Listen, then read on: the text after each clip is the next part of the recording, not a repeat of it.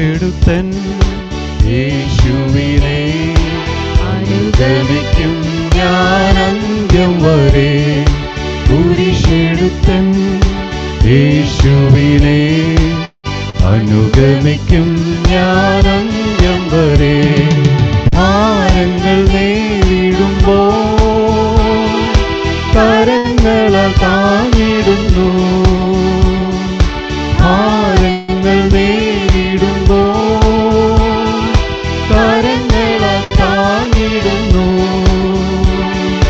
മരണത്തിൻ താഴ്വരയാതിലുമെന്നെ തിരിയാത്ത മാധുര്യ നല്ല സഖിത.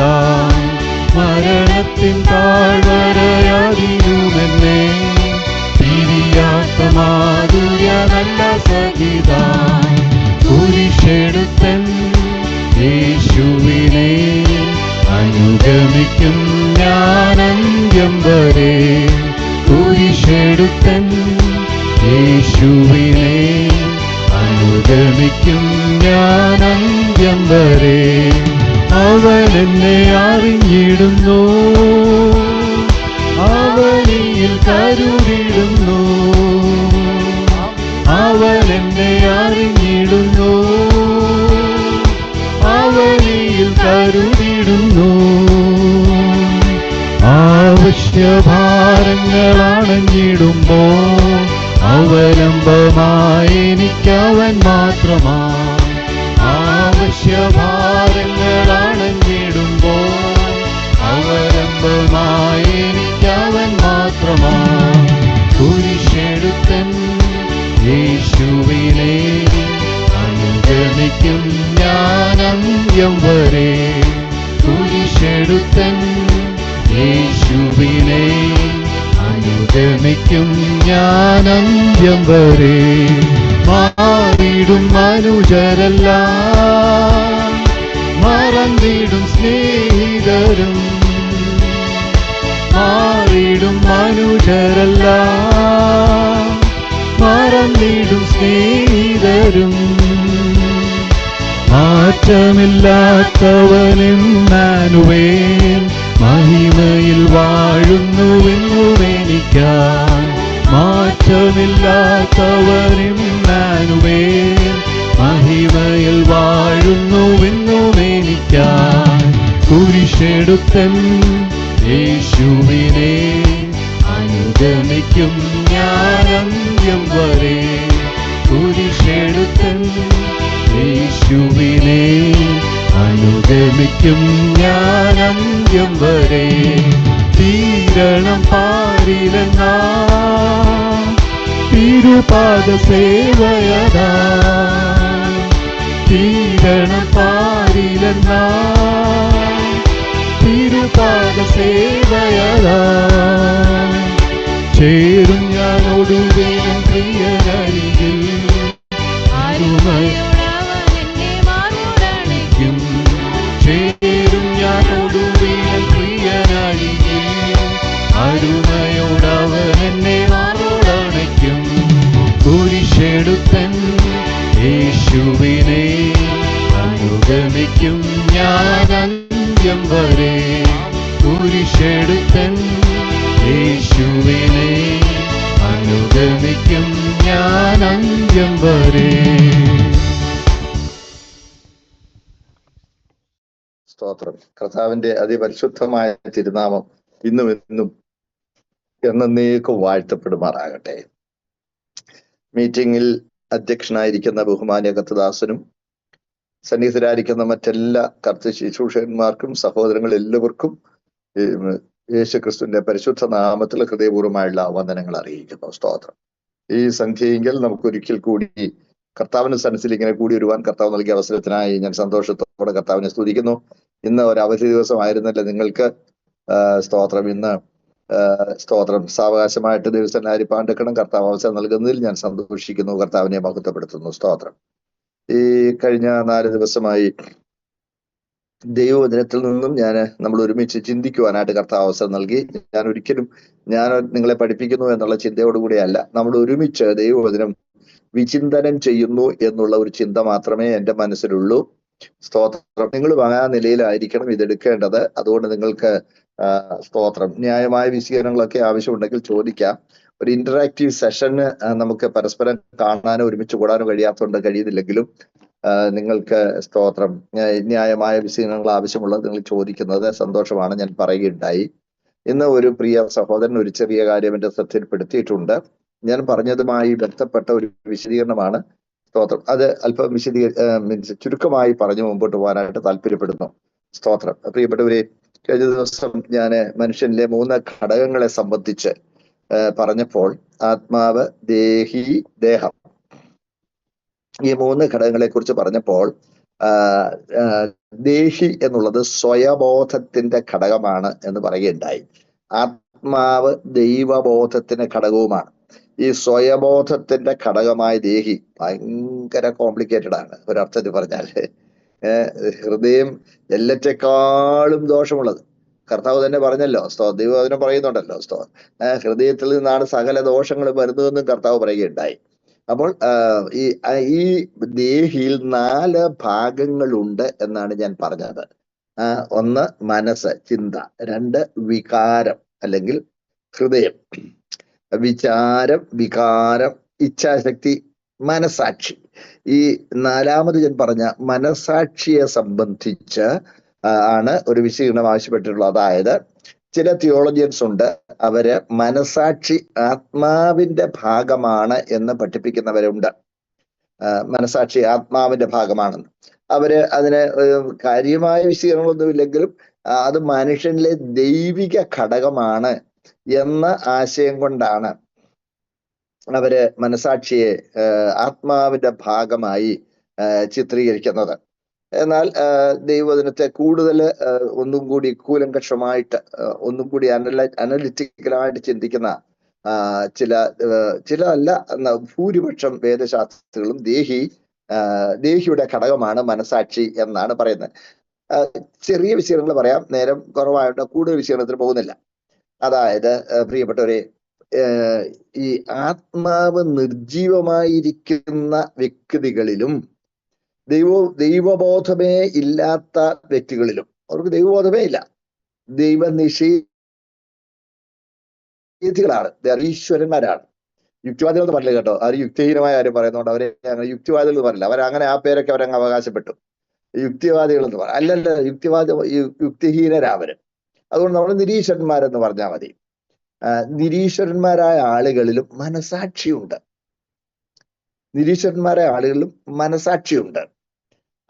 അപ്പം ആത്മാവ് നിർജീവമാണെങ്കിലും മനസാക്ഷി സജീവമായിരിക്കുന്നുണ്ടല്ലോ. അപ്പോൾ ആ മനസാക്ഷി നിർജീവമായ ആത്മാവിന്റെ ഘടകമാണ് അല്ലെങ്കിൽ ഭാഗമാണ് എന്ന് പറയുന്നതിൽ ഒരസാംഗത്യമുണ്ട്. അതാണ് ദേഹിയുടെ ഭാഗമാണ് എന്ന് പറയുന്നതിന്റെ കാരണം. ഇനി അടുത്ത ഒരു കാരണം കൂടി. അടുത്ത കാര്യം, അതായത് ഈ മനസാക്ഷി ആപേക്ഷികമാണ്. Conscience is a relative thing. that which is right to A may not be right to B. That which is means wrong to A may be right to B. So it's a relative thing. മനസാക്ഷി എന്ന് പറയുന്നത് ഒരു relative ആണ്. It may differ from person to person. മാത്രമല്ല, ഈ മനസാക്ഷി എന്ന് പറയുന്നത് പല ഘടകങ്ങളാൽ സ്വാധീനിക്കപ്പെടുന്നതാണ്. മനസാക്ഷിയുടെ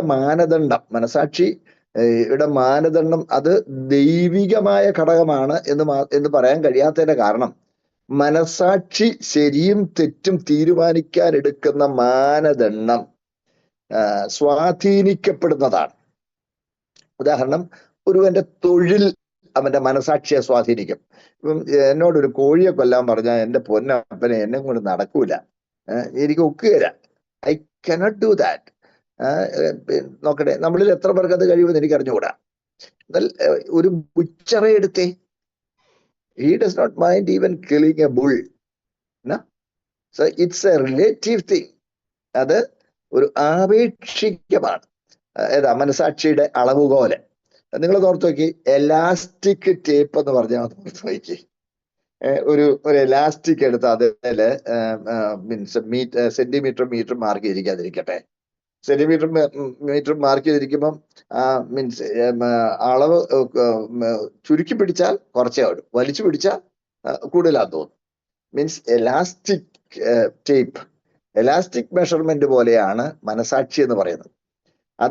അത് സ്വാധീനിക്കപ്പെടുന്ന പല ഘടകങ്ങളും ഉണ്ട്. ഞാൻ പറഞ്ഞത് ഒന്ന് തൊഴിൽ, രണ്ട് സാമൂഹ്യ ആചാരാനുഷ്ഠാനങ്ങൾ, അത് മനസാക്ഷിയെ സ്വാധീനിക്കുന്നുണ്ട്.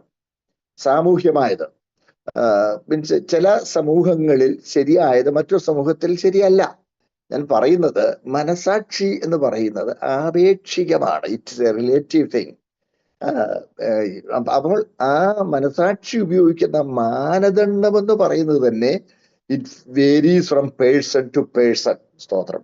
അതുകൊണ്ട് ആ വ്യക്തിക്ക് ആ മനസാക്ഷിയുടെ അവസ്ഥയുടെ മേൽ ഒരു ഒരു ഒരു എന്താണ് പറയേണ്ടത്, ഒരു സ്വാധീനമുണ്ട്. See, the conscience is conditioned by the social values, the profession, the upbringing, see, the family background. All these things influence conscience. So the measurement that conscience uses to evaluate things is not a stable one. It's not a dependable one. It's not correct. എന്ന് പറഞ്ഞാൽ മനസാക്ഷി ഒരു അവിടെ മീറ്ററിന് ഒരാൾ ഉപയോഗിക്കുന്ന മനസാക്ഷി ഉപയോഗിക്കുന്ന മീറ്ററിന് 100 സെന്റിമീറ്ററാണ് കറക്റ്റ്. വേറൊരാളിൻ്റെതിന് ചിലപ്പോൾ അത് 90 ഉള്ളൂ. അത് അങ്ങനെ ശരിയാകുകയില്ല. ഞാൻ പറഞ്ഞു വരുന്നത്, so you cannot means say that it is 100% divine. അത് ഡിവൈൻ ആണെന്ന് നമുക്ക് പറയാൻ കഴിയുകയില്ല. ഇനി ഈ മനസാക്ഷി നമ്മുടെ ജീവിതത്തിൽ ഒരു ന്യായപ്രമാണമായിരിക്കുന്നു എന്നാണ് റോമാലേഖനം 2:16 പറയുന്നത്. മനസാക്ഷി ഒരു എന്താണ് അവിടെ പറയുന്നു, നമുക്ക് ന്യായപ്രമാണമാണ്. അതായത് അന്ത്യന്യായ വിധിയിൽ ന്യായപ്രമാണമില്ലാത്തവരെ വിധിക്കാനായി അവരിലെ മനസാക്ഷി ഉപയോഗിക്കും. ന്യായപ്രമാണമുള്ളവരെ ന്യായപ്രമാണത്താൽ വിധിക്കപ്പെടും, എന്നാൽ സുവിശേഷം കേട്ടവർ സുവിശേഷത്താൽ വിസ്തരിക്കപ്പെടും. അതാണ് പൗലോസ് അവിടെ പറയുന്നത്, ദൈവം യേശുക്രിസ്തു മുഖാന്തരം മനുഷ്യരുടെ രഹസ്യങ്ങളെ എന്റെ സുവിശേഷ പ്രകാരം ന്യായം വിധിക്കുന്ന നാളിൽ. അതാണ് റോമാലേഖനം 2-ാം അധ്യായം 15-16 വാക്യങ്ങളാണ് അവിടെ നമുക്ക് കാണാൻ കഴിയുന്നത്. അപ്പോൾ ദൈവം യേശുക്രിസ്തു മുഖാന്തരം മനുഷ്യരുടെ രഹസ്യങ്ങളെ എന്റെ സുവിശേഷ പ്രകാരം, ചില തർജ്ജമകളിൽ ഇപ്പം വന്ന് ചിലരിപ്പോ ബൈബിള് ഒരു കച്ചവടച്ചരക്കാക്കി ബെസ്റ്റ് സെല്ലറാ, പക്ഷെ ലീസ്റ്റ് റെഡ് ആണെന്ന് പറയാറുണ്ടല്ലോ. ബെസ്റ്റ് സെല്ലർ, അതിനകത്ത് പറയാം, അതിന്റെ 15-ാമത്തെ വാക്യം, അവരുടെ മനസാക്ഷിയോട് സാക്ഷ്യം പറഞ്ഞു, അവരുടെ വിചാരങ്ങൾ തമ്മിൽ കുറ്റച്ചുമത്തുകയോ പ്രതിപാദിക്കുകയോ ചെയ്തുകൊണ്ട് അവർ ന്യായപ്രമാണത്തിന്റെ പ്രവൃത്തി തങ്ങളുടെ ഹൃദയത്തിൽ എഴുതിയിരിക്കുന്നതായി കാണിക്കുന്നു. ദൈവം യേശുക്രിസ്തു മുഖാന്തരം മനുഷ്യ രഹസ്യങ്ങളെ എന്റെ സുവിശേഷ പ്രകാരം ന്യായം വിധിക്കുന്ന നാളിൽ തന്നെ. നോക്കണേ, അപ്പോൾ മനസാക്ഷി ന്യായപ്രമാണത്തിന് ബദലാണ്. സുവിശേഷം കേട്ടവർ സുവിശേഷത്താൽ വിസ്തരിക്കപ്പെടും, ന്യായപ്രമാണത്താൽ വിധിക്കപ്പെടും, അല്ലാത്തവര് ഇതൊന്നും കേൾക്കാത്തവര് അവരുടെ മനസാക്ഷിയാൽ വിധിക്കപ്പെടും. നോക്കണേ, അപ്പോൾ ന്യായം വിധിക്കുന്ന പ്രമാണമായിട്ട് നമുക്ക് മനസാക്ഷിയെ കാണാൻ കഴിയും. പക്ഷെ ആ മനസാക്ഷി തന്നെ വ്യക്തിയിൽ നിന്ന് വ്യക്തിയിൽ വ്യത്യാസപ്പെട്ടിരിക്കുകയാണ്. അപ്പോൾ അത് മാനുഷികമായ ഒരു എലമെന്റ്, ഒരു ഘടകം അതിനകത്തുണ്ട്. അത് സ്വയത്തിന്, ഓരോ വ്യക്തിയുടെയും ആ വ്യക്തിയുടെ വ്യക്തിത്വത്തിന് മനസാക്ഷിയുടെ മേൽ സ്വാധീനം. അതുകൊണ്ടാണ് സ്വയബോധം തരുന്ന ദേഹിയുടെ ഘടകമാണ് മനസാക്ഷി എന്ന് ന്യായമായിട്ടും അതിനെ വിശദീകരിക്കുന്നത്. സ്തോത്രം. എന്നാൽ ഇനി അടുത്ത ഒരു കാര്യം കൂടി പറയാം.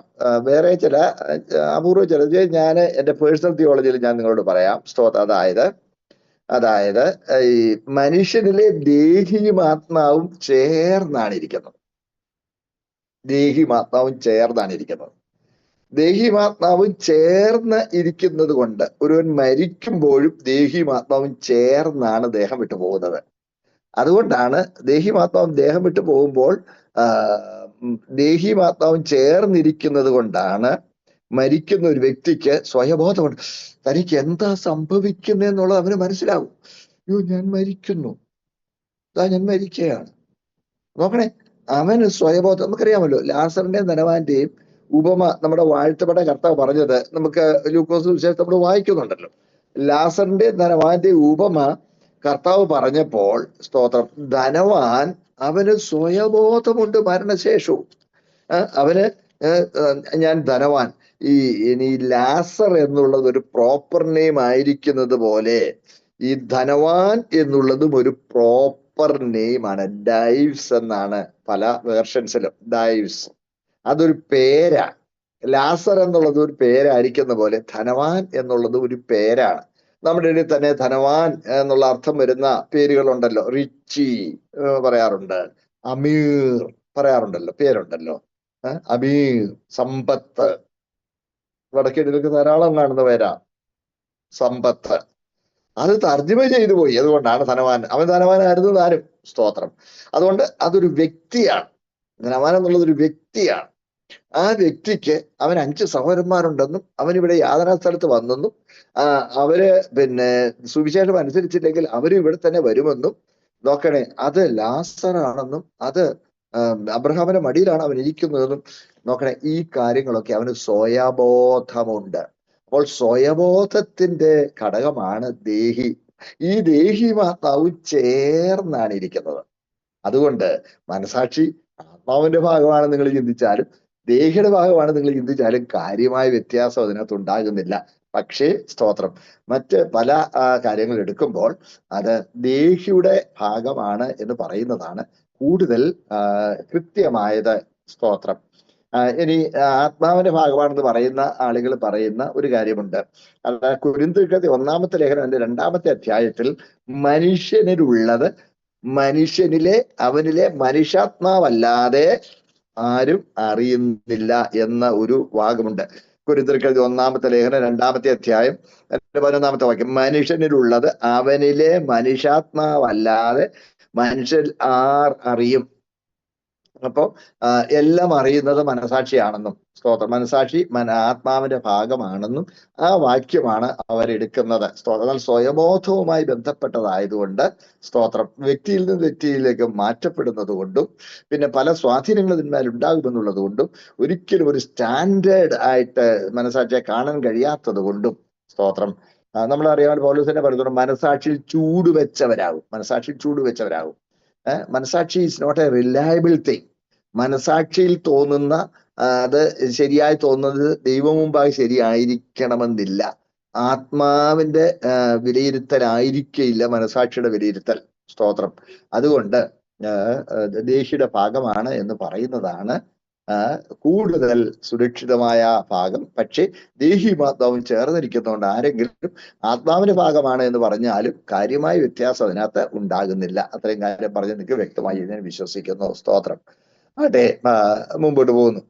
പിന്നെ എന്നോട് ചോദിച്ചിട്ടുള്ള ആരാധന, പ്രാർത്ഥന, സ്തുതി ഇതിനെ സംബന്ധിച്ച് അത് എൻ്റെ പൊന്നു സൗരങ്ങളെ ഒരു ഫുൾ ക്ലാസ് ആയിട്ട്, മണിക്കൂറുകളുള്ള ഒരു ക്ലാസ് ആയിട്ട് എടുത്തെങ്കിലേ അത് വ്യക്തമാക്കാൻ കഴിയുള്ളൂ. കാര്യം ഇന്ന് നമ്മള് വളരെയേറെ തെറ്റിദ്ധരിച്ചിരിക്കുന്ന ഒരു ആശയമാണ് ആരാധന എന്നുള്ളത്. നമ്മള് ആരാധന നമ്മളൊരു യോഗത്തിൽ ഒതുങ്ങുക, യോഗത്തെക്കാൾ ഒന്നും കൂടി അങ്ങ് ഒതുക്കി അല്പസമയം ആർത്ത് ഉല്ലസിച്ച് ആത്മനിറവോടെ അന്യഭാഷാ ഭാഷണത്തോടുകൂടെ ആത്മചൈതന്യം അനുഭവിച്ചുകൊണ്ട് അല്പസമയം ദിവസത്തിൽ ആർത്ത് പാടി സ്തുതിക്കുന്നതിനെയാണ് നമ്മളിപ്പോൾ ആരാധന എന്ന് പറയാറുള്ളത്. എന്റെ പൊന്നു സൗരങ്ങളെ, സ്തോത്രം, അതിൽ ഒതുങ്ങുന്നതല്ല ആരാധന. ആരാധന പ്രവൃത്തിയിൽ ഒതുങ്ങുന്നതല്ല. ആരാധന അവസ്ഥയാണ്. നമ്മളുടെ ശരീരങ്ങളെ ജീവനും വിശുദ്ധിയും ദൈവത്തിൽ പ്രസാദമുള്ള യാഗമായി ദൈവത്തിൽ സമർപ്പിക്കുന്നതാണ് ആരാധന. ആരാധന എന്നുള്ളതിന് ഒരു സിനണിമസ് ടൈം, ഒരു തത്തുല്യമായ വേറൊരു വാക്കുണ്ടെങ്കിൽ അത് സ്തുതി അല്ല, അത് യാഗം എന്നാണ്. ഇപ്പൊ സ്തുതിയും ആരാധനയും എന്നുള്ള ഇപ്പം പറഞ്ഞു നമ്മൾ ഇച്ചതിനെ സ്തുതിക്കുന്നതാണ് ആരാധന എന്നുള്ള സ്ഥിതി വന്നുപോയി. അയ്യോ, അല്ല. സ്തോത്രം. സ്തുതിക്കുന്നത് ആരാധനയുടെ ഒരു ഭാഗമേ ആകുന്നുള്ളൂ. നമ്മൾ സഭായോഗത്തിന് കൂടി വരുന്നത് സ്തോത്രം. ആരാധിക്കാൻ കൂടി വരുന്നു എന്ന് പറയുന്നതിനേക്കാൾ കൂട്ടായ്മയ്ക്ക് കൂടി വരുന്നു എന്ന് പറയുന്നതാണ് മെച്ചം, കൃത്യം. അത് ആരാധന ഒരു ഭാഗമേ ആവുള്ളൂ. വിശുദ്ധ സഭായം ആരാധന ഒരു ഭാഗമാണ്. കാര്യം മുഴു ജീവിതവും ദൈവത്തിന്റെ മൗത്വത്തിനായി യാഗമായി സമർപ്പിച്ചെങ്കിലേ ആരാധനയാവുകയുള്ളൂ. ചിലപ്പോൾ ചില പാട്ട് സംഘങ്ങൾ അല്പസമയം ആർത്തുല്ലസിച്ച് ദൈവത്തെ സ്തുതിച്ച ശേഷം ദൈവം നമുക്ക് നല്ല ആരാധന തന്നതിനാൽ നമുക്ക് ദൈവത്തെ സ്തുതിക്കാം എന്ന് പറയുന്നത് കേട്ടിട്ടുണ്ട്. അപ്പം ദൈവം നമുക്ക് ആരാധന തന്നു എന്ന് പറയുമ്പോൾ ആരാധന സ്വീകരിച്ചത് ആരാണ് എന്നുള്ളതിൽ ഒരു ചോദിച്ചിട്ട് നമ്മുടെ മനസ്സിൽ വരും, ഇല്ലേ? ദൈവം ആരാധന തന്നു ഒന്നും പറയില്ല കേട്ടോ. സ്തോത്രം. എന്റെ പൊന്നു സൗരങ്ങളെ, അപ്പോൾ അത് വളരെ വിശദമായ ഒരു പഠനം ആവശ്യമായതുകൊണ്ട് ഞാൻ കൂടുതൽ കാര്യങ്ങളിലേക്ക് പോകുന്നില്ല. സ്തോത്രം. അതുകൊണ്ട് മുഴു ജീവിതവും ദൈവത്തിന് മഹത്വമായ യാഗമായി സമർപ്പിച്ചെങ്കിലേ ആരാധന എന്ന് പറയുവാൻ കഴിയുകയുള്ളൂ. നമ്മൾ ആരാധകരാണ്. നമ്മുടെ മുഴു ജീവിതവും ദൈവത്തിന് മഹത്വത്തിനായി നൽകിയിരിക്കുകയാണ്. നമുക്കറിയാം, ഈ പൊതുലോകത്തിൽ തന്നെ സിനിമാ നടന്മാരുടെയൊക്കെ ആരാധകരുണ്ട്, ഫാൻസ് ക്ലബുകളുണ്ട്. അവരെന്താ ചെയ്യുന്നത്?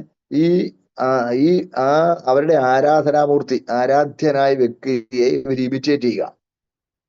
അവരെന്ത് ചെയ്താലും അവരുടെ ആരാധ്യനായ ആ നടന്റെ ലൈഫ് സ്റ്റൈലിനോട് ചേരുകയാണ്.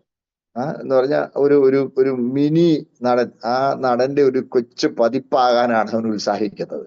അവന്റെ മുഴു നടപ്പും, അവന്റെ വാക്കുകൾ, അവൻ പറയുന്ന ശൈലി, അവന്റെ വേഷം, അവന്റെ മീൻസ് എല്ലാം അവനെ പോലെ ആകാനുള്ള അവന്റെ ജീവിതത്തിന് ഒരു നിഴലായി, ജീവിതത്തിന് പ്രതിഫലനമായി ജീവിക്കുക, അല്ലേ? അതല്ലേ ആരാധന. ആ ആശയം നമുക്ക് വേണമെങ്കിൽ മനസ്സിലാക്കാൻ കഴിയും. നമ്മൾ ക്രിസ്താനുരൂപരായി ക്രിസ്തുവിന് പ്രസാദമുള്ള യാഗമായി ജീവിക്കുന്ന ജീവിതമാണ് ആരാധന. സ്തോത്രം. അല്ല, അത് എന്നോട് വിശകലനം ചോദിച്ചുകൊണ്ട് അത്രയും വാക്കുകൾ പറഞ്ഞ് ഞാൻ ആ ഭാഗത്ത് നിന്ന് മുൻപോട്ട് പോകുന്നു. ദൈവം സഹായിക്കട്ടെ. സ്തോത്രം. ആട്ടെ, പ്രിയ ദൈവമക്കളെ, രക്ഷയുടെ 3 ഘട്ടങ്ങളാണല്ലോ നമ്മൾ ഈ ദിവസങ്ങളിലെ ക്ലാസ്സുകളിൽ തെരഞ്ഞെടുത്തിരിക്കുന്നത്. നീതീകരണത്തെ കുറിച്ച് ഒത്തിരി കാര്യങ്ങൾ ഇനി പറയുവാനുണ്ടെങ്കിലും ഞാനതിലേക്ക് പോകുന്നില്ല. കഴിഞ്ഞ ദിവസം ഞാൻ പറഞ്ഞ ദൈവവചനത്തിൽ നിന്ന് പഴയ നിയമവും പുതിയ നിയമമുള്ള ബന്ധവും മീൻസ് അത് നമുക്ക് മനസ്സിലായി കാണുന്നതായത്, കർത്താവ് പാപപരിഹാര യാഗമായി നമുക്ക് വേണ്ടി രക്ഷാമാർഗം ഒരുക്കിയത് ഒരു ആർബിട്രറി ഡിസിഷൻ അല്ല. ദൈവം നേരത്തെ കൂട്ടി നൽകിയ പ്രമാണം, പാപപരിഹാരത്തിന് നിയമിച്ച് നൽകിയ നീക്കമില്ലാത്ത പ്രമാണത്തെ നിവർത്തിച്ച് പാപപരിഹാരം സാധ്യമാക്കിയായിരുന്നു. അതുകൊണ്ട് നിവർത്തിക്കപ്പെട്ടതിനാൽ അതിനി മൂല്യമില്ല. നിവർത്തിക്കപ്പെട്ടതിനാൽ അതിനി മൂല്യമില്ല. അതാണ് നാം ന്യായപ്രമാണത്തിൽ നിന്ന് സ്വതന്ത്രരായിരിക്കുന്നു. ഒരു ഉദാഹരണം പറഞ്ഞാൽ, ഇപ്പൊ ഞാൻ എൻ്റെ മോനോട് പറഞ്ഞിരിക്കട്ടെ, എടാ കൊച്ചേ, നീ അടുത്ത പ്രാവശ്യം പരീക്ഷയ്ക്ക് ഫസ്റ്റ് റാങ്ക് മേടിക്കാമെങ്കിൽ ഞാൻ നിനക്കൊരു സൈക്കിൾ മേടിച്ചു തരാം എന്ന് പറഞ്ഞു. അപ്പൊ നോക്കണേ, ഒരു വ്യവസ്ഥ വെച്ചാൽ ഇന്നത് തരാം പറഞ്ഞു. അവൻ ശരി. അപ്പൊ തന്നെ അവന് മമ്മി യു ആർ വിറ്റ്നസ് കേട്ടോ എന്നൊക്കെ പറഞ്ഞ് അത് ഉറപ്പിച്ചു. എന്നിട്ട് അവൻ നല്ല മിടുക്കനായിട്ട് പഠിച്ചു, ഫസ്റ്റ് റാങ്ക് മേടിച്ചു. ഫസ്റ്റ് റാങ്ക് മേടിക്കുമ്പം ഡാഡി, പപ്പ, ഞാൻ എന്നോട് പറഞ്ഞു വാക്ക് പാലിച്ച് സൈക്കിൾ പറഞ്ഞു. അപ്പൊ ഞാൻ പറയാന്നിരിക്കട്ടെ, എടാ 100 സൈക്കിളിനേക്കാൾ മെച്ചമല്ലേടാ നിനക്ക് നല്ല മാർക്ക് കിട്ടിയത്? അത് കിട്ടിയില്ലേ, ഇനിയിപ്പോ എന്നാ സൈക്കിളാടാ? ഓ, നീ സൈക്കിള് വേണ്ട, അപ്പൊ അത് നിനക്ക് കിട്ടാനല്ലേ ഞാൻ പറഞ്ഞത് എന്ന് പറഞ്ഞാൽ ഞാൻ വാക്കുമാറി അത് നീക്കി, അത് ക്യാൻസൽ ചെയ്തു. എന്നാൽ അവനോട് ഞാൻ വാക്ക് പറഞ്ഞതനുസരിച്ച് അവൻ ആവശ്യപ്പെട്ട, അവൻ ഇഷ്ടപ്പെട്ട സൈക്കിൾ ഞാൻ അവന് മേടിച്ചു കൊടുത്താൽ ഞാൻ അത് നിവർത്തിച്ചു കഴിഞ്ഞാൽ പിന്നെ മകനെ, പിന്നെ അതിന് ആ വാഗ്ദത്തത്തിന് മൂല്യമില്ല. ആ വ്യവസ്ഥ നിവർത്തിക്കപ്പെട്ടു, പിന്നെ ഇനി ആ വ്യവസ്ഥ മൂല്യമുള്ളതല്ല. പിന്നെ അവൻ എന്തും വന്ന് സൈക്കിൾ പിടിച്ചാ അത് പറയാൻ ഒക്കൂല. ഞാൻ നല്ലതായിട്ട് പഠിച്ചോളാം, എനിക്ക് സൈക്കിൾ ഇനിയും, നിനക്ക് ഓൾറെഡി ഞാൻ വാങ്ങിച്ചു തന്നു കണ്ടോ.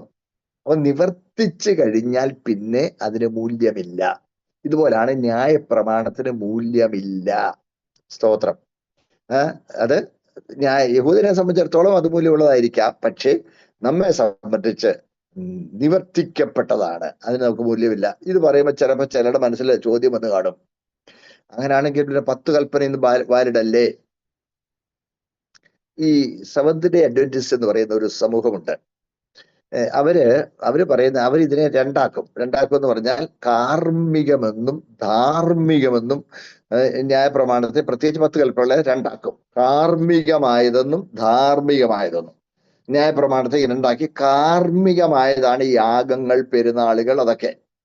എന്നിട്ട് ധാർമ്മികമായതാണ് 10 കൽപ്പനകളിലെ മീൻസ് വ്യവസ്ഥകളെല്ലാം ധാർമ്മികമാണ് എന്ന് പറയും. അപ്പോൾ എന്നിട്ട് അവര് പറയുന്നത് കാർമ്മികമായത് നിവർത്തിച്ചു നീങ്ങിയുള്ളൂ, ധാർമ്മികമായത് നിവർത്തിച്ചു നീങ്ങിയില്ല എന്ന് പറയും. എൻ്റെ പ്രിയ സഹോദരങ്ങളെ, ഇങ്ങനെ പറഞ്ഞ് ഇപ്പോൾ അവർ ഇച്ചിരി ശക്തമായിട്ട് ചില സ്ഥലങ്ങളിലൊക്കെ ശക്തമായിട്ട് അവർ പ്രവർത്തിക്കുന്നു എന്ന് ഞാൻ കേൾക്കുന്നു. അപ്പം നമ്മുടെ മനസ്സിൽ അങ്ങനെ ഒരു ചിന്ത വരാൻ സാധ്യതയില്ലാതില്ല. 10 കൽപ്പനയിൽ പറയുന്നതല്ലേ, കൊല ചെയ്യരുത്, വ്യഭിചാരം ചെയ്യരുത്, മോഹിക്കരുത്, മോഷ്ടിക്കരുത്, കള്ളസത്യം ചെയ്യരുത്, ഇതെല്ലാം ന്യായപ്രമാണം പറയുന്നല്ലേ, അതല്ലേ നമ്മൾ ചെയ്യുന്നത് എന്ന്. സൗരങ്ങളെ, സ്തോത്രം. ന്യായപ്രമാണത്തെ ഒന്നാമത് ധാർമ്മികമെന്നും കാർമ്മികമെന്നും രണ്ടാക്കാൻ പാടില്ല. കാരണം ഇതൊന്നാണ്. യാക്കോബിന്റെ നമ്മൾ വായിക്കുമ്പോൾ അതിന്റെ 2-ാമത്തെ അധ്യായത്തിൽ നമ്മളിങ്ങനെ വായിക്കുന്നു, 10-ാം വാക്യം, ഒരുത്തൻ ന്യായപ്രമാണം മുഴുവനും അനുസരിച്ച് നടന്നിട്ടും ഒന്നിൽ തെറ്റിയാൽ അവൻ സകലത്തിനും കുറ്റക്കാരനായി തീർന്നു. വ്യഭിചാരം ചെയ്യരുത് എന്ന് കൽപ്പിച്ചവൻ കൊല ചെയ്യരുതെന്ന് കൽപ്പിച്ചിരിക്കുന്നു. നീ വ്യഭിചാരം ചെയ്യുന്നില്ലെങ്കിലും കൊല ചെയ്യുന്നുവെങ്കിൽ ന്യായപ്രമാണം ലംഘിക്കുന്നവനായി തീർന്നു. കണ്ടോ? അപ്പോൾ leave it all or take it all, sorry, keep it all or cancel it all, leave it all. അതാ ഒന്നിച്ച ന്യായപ്രമാണം ഒന്നിത്തെറ്റിയ മുഴുവൻ തെറ്റി.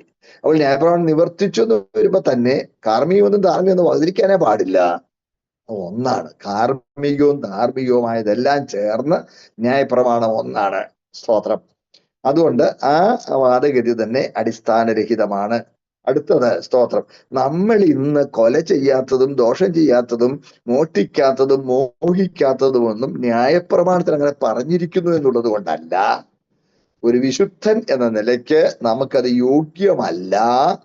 കർത്താവിനോടുള്ള നമ്മുടെ ബന്ധത്തിന് യോജിക്കാത്തതായതുകൊണ്ട് നമ്മൾ അതിൽ നിന്ന് മാറിയിരിക്കുന്നു എന്നുള്ളതാണ്. സ്തോത്രം. എന്ന് പറഞ്ഞാൽ നമുക്കൊരു പുതിയ പ്രമാണം ഹൃദയത്തിൽ എഴുതി കിട്ടി. ഹൃദയം എന്ന മാംസപ്പലകയിൽ ഒരു പുതിയ പ്രമാണം നമുക്ക് എഴുതി കിട്ടിയിരിക്കുക. അല്ലാതെ നമ്മള് സ്തോത്രം അങ്ങനെ അവിടെ എഴുതിയിട്ടുള്ളത് കൊണ്ട് ഞാൻ ഇങ്ങനെ ചെയ്യുന്നു എന്ന് നമുക്ക് പറയുവാൻ, അതിൽ ഉന്നതമായ ഒരു സ്റ്റാൻഡേർഡാണ് ദൈവം നമുക്ക് നൽകിയിരിക്കുന്നത്. ദൈവവചനത്തിലെ സ്റ്റാൻഡേർഡ് അതാണ്. അതിനേക്കാൾ വളരെ വളരെ ഉന്നതമാണ്. സ്തോത്രം. ഞാൻ പറയുന്ന നിങ്ങൾക്ക് മനസ്സിലാവുന്നതിന് വിശ്വസിക്കട്ടെ. സ്തോത്രം. കാരണം കൊല ചെയ്യാൻ കഴിയാത്ത ഒരു ഉന്നത പദവിയിലേക്ക്, ഉന്നതമായ ഒരു അനുഭവത്തിലേക്ക് നമ്മൾ ഉയർത്തപ്പെട്ട് കഴിഞ്ഞു. അതുകൊണ്ടാണ് പഴയ നിയമത്തിൽ കൽപ്പനകളും പുതിയ നിയമത്തിൽ ഉപദേശങ്ങളുമാണെന്നാണ് പറയുന്നത്. പഴയ നിയമത്തിൽ കൽപ്പനകൾ എന്ന് പറയുമ്പോൾ യജമാനൻ ദാസന് കൊടുക്കുന്നതാണ് കൽപ്പനകൾ. എന്നാൽ ഉപദേശം അപ്പൻ മക്കൾക്ക് കൊടുക്കുന്നതാണ്. പഴയ നിയമത്തിൽ ദാസൻ യജമാനൻ എന്നുള്ളതായിരുന്നു ബന്ധം. അതുകൊണ്ടാണല്ലോ എബ്രായ ലേഖനത്തിൽ നമ്മൾ വായിക്കുന്നുണ്ട്, രണ്ടുപേരെ, മോശയും യേശുവിനെയും ഇങ്ങനെ ജക്സ്റ്റാപ്പോസ് ചെയ്തിരിക്കുകയാണ്. Moses and Jesus are juxtaposed there. See, അവിടെ രണ്ടുപേരെയും ഇങ്ങനെ ജക്സ്റ്റാപ്പോസ് ചെയ്ത് പറയുകയാണ്, both of them were faithful in the house of the Lord. കർത്താവ് ദൈവഭവനത്തിൽ രണ്ടുപേരും വിശ്വസ്തരായിരുന്നു. But Moses was faithful as servant, ദാസൻ എന്ന നിലയിലാണ്. But Jesus was faithful in the household of God as son. അപ്പോ പഴയ നിയമപ്രകാരം ഒരുവൻ എത്ര ഉയർന്നു വന്നാലും അവന് ദാസനാണ്, ഏറ്റവും വലിയ ശ്രേഷ്ഠ ദാസനാണ്. എന്നാൽ പുതിയ നിയമത്തിൽ ഏറ്റവും എളിയവൻ പുത്രനാണ്, മകനാണ്. അതുകൊണ്ടാണ് പഴയ നിയമ തിരുവെഴുത്തിൽ ഒരു വ്യക്തി പോലും ദൈവത്തെ പിതാവേ എന്ന് വിളിച്ച് പ്രാർത്ഥിച്ചിട്ടില്ല. ആദ്യമായി ഒരുവൻ ദൈവത്തെ പിതാവേ എന്ന് വിളിക്കുന്നത് മത്തായിയുടെ സുവിശേഷം 6-ാം വാക്യത്തിലാണ്. യേശു പറഞ്ഞിട്ട്, നിങ്ങൾ ഈ വണ്ണം പ്രാർത്ഥിപ്പീൻ, ഈ മാതൃക പ്രകാരം പ്രാർത്ഥിപ്പീൻ, സ്വർഗസ്ഥനായ ഞങ്ങളുടെ പിതാവേ. അവിടെ ആദ്യമായി ഒരു മനുഷ്യൻ ദൈവത്തെ പിതാവ് എന്ന് വിളിക്കുന്നത് യേശു അധികാരം കൊടുത്തിട്ടാണ്. അതുകൊണ്ടാണ് യോഹന്നാൻ 1:12 നമ്മൾ വായിക്കുന്നത്, അവനെ കൈക്കൊണ്ട് അവന്റെ നാമത്തിൽ വിശ്വസിക്കുന്ന ഇവർക്ക് ദൈവമക്കളാകുവാൻ അവൻ അധികാരം കൊടുത്തു. അതൊരു അധികാരമാണ്, അതൊരു പദവിയാണ്. സ്തോത്രം. ഒരു അധികാരം, ഒരു പദവി. അപ്പോൾ പഴയ നിയമത്തിൽ കൽപ്പനകളാണ് ദാസരചന, പുതിയ നിയമത്തിൽ ഉപദേശങ്ങളാണ്. അപ്പോൾ നമ്മള് പ്രമാണം എഴുതിയിട്ടുണ്ടോ, വേദപുസ്തകത്തിൽ അങ്ങനെ എഴുതിയിട്ടുണ്ടോ? അങ്ങനെയല്ല നോക്കുന്നത്. പിന്നെയോ ഇത് എനിക്ക് യോഗ്യമാണോ?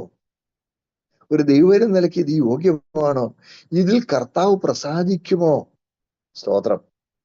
നോക്കണേ, യേശുക്രിസ്തുവിന്റെ മണവാട്ടി എന്ന നിലയ്ക്ക് ഇത് യോഗ്യമാണോ?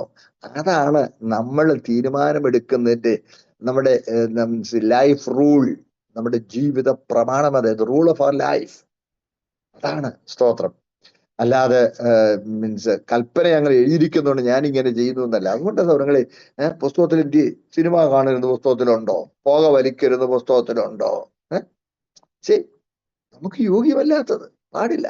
അതുകൊണ്ടാണ് ഈ പഴയ നിയമത്തിൽ ഉണ്ടല്ലോ ഭക്ഷ്യ നിയമങ്ങൾ കൊടുത്തിരിക്കുമ്പോ ഉണ്ടല്ലോ, ഭക്ഷ്യ നിയമങ്ങൾ കൊടുത്തിരിക്കുമ്പോ കുളമ്പ് വിളർന്നതും അയവിറക്കുന്നതും മൃഗങ്ങൾ, ചെതുമ്പലും പിന്നെ ചിറകുള്ളത് മീനുകൾ, അതേ അപേക്ഷിക്കാവൂ. പുനീത്ത് വരുമ്പോൾ അങ്ങനെ ഒന്നുമില്ല. എന്നിട്ട് പക്ഷികളെ നീണ്ട ലിസ്റ്റ് തന്നെ കൊടുത്തിട്ടുണ്ട്, ഒഴിവാക്കേണ്ടവയെ കുറിച്ച് നീണ്ട ലിസ്റ്റ് ഉണ്ട്. പുതിയ നിയമത്തിൽ വരുമ്പോൾ അങ്ങനെ ഒരു ലിസ്റ്റുമില്ല. പിന്നെ എന്താ? ഒരു പ്രമാണം തന്നിരിക്കുക, സ്തോത്രത്തോടെ അനുഭവിക്കുന്നുവെങ്കിൽ ഒന്നും വർജിക്കേണ്ടതല്ല. നിർമ്മല ഹൃദയത്തോടെ തുറന്ന മനസ്സോടെ ദൈവസന്നിധിയിൽ ദൈവത്തെ സ്തുതിച്ചുകൊണ്ട് ഭക്ഷിക്കാൻ കഴിയുന്നത് എന്തോ അതെല്ലാം കഴിക്കാം. സ്തോത്രം. അപ്പോൾ അതിന്റെ വസ്തു മാത്രം ശരിയായാൽ പോരാ, ആ വസ്തുവിന്റെ അവസ്ഥയും കൂടെ ശരിയായിരിക്കണം.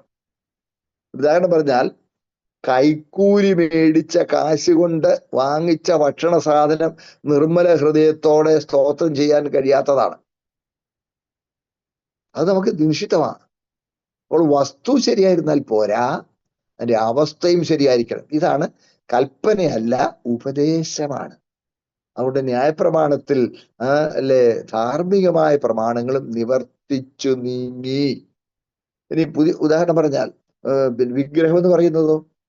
വിഗ്രഹം എന്ന് പറയുന്നത് പ്രിയപ്പെട്ടവരെ വിഗ്രഹാരാധനയാണ്. ദൈവത്തിന്റെ സ്ഥാനത്ത് എന്ത് അവരോധിക്കുന്നു അതെല്ലാം വിഗ്രഹമാണ്. ദൈവത്തിന്റെ സ്ഥാനത്ത് എന്താ? ഒരു മൂർത്തി ഉണ്ടാകണമെന്നില്ല. പുതിയ നിയമത്തിലെ വിഗ്രഹം ഒരു മൂർത്തിയിൽ ഒതുങ്ങുന്നതല്ല. മൂർത്തി അതിനകത്ത് ഉൾപ്പെടുന്നുണ്ടെങ്കിലും മൂർത്തിയിൽ ഒതുങ്ങുന്നതല്ല പുതിയ നിയമത്തിലെ വിഗ്രഹം.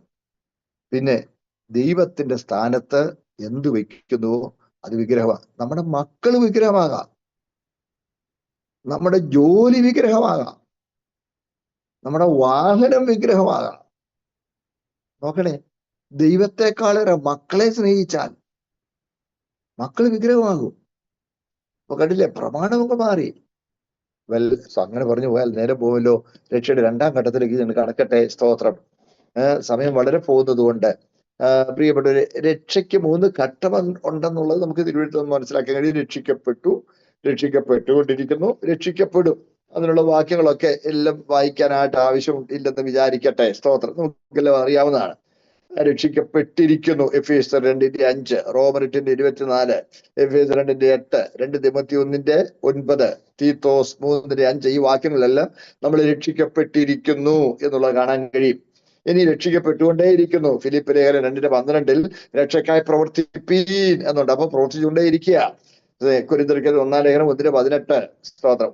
1 തിമോത്തി 4:16, റോമാലേഖനം 5:9, 10, പിന്നെ എബ്രായലേഖനം 2:25 താൻ മുഖാന്തരമായ ദൈവത്തോട് അടുക്കുന്നവർക്ക് വേണ്ടി അവരെ പൂർണ്ണമായി അവരുടെ പക്ഷാതം കഴിക്കുന്നവരാകിയാൽ അവരെ പൂർണ്ണമായി രക്ഷിപ്പാൻ പ്രാപ്തരാകും. കണ്ടോ? സ്തോത്രം. ഇനി അതിന്റെ 11:40 രക്ഷാപൂർത്തി പ്രാപിക്കാത്തവരാ പഴയ ഭക്തന്മാര്.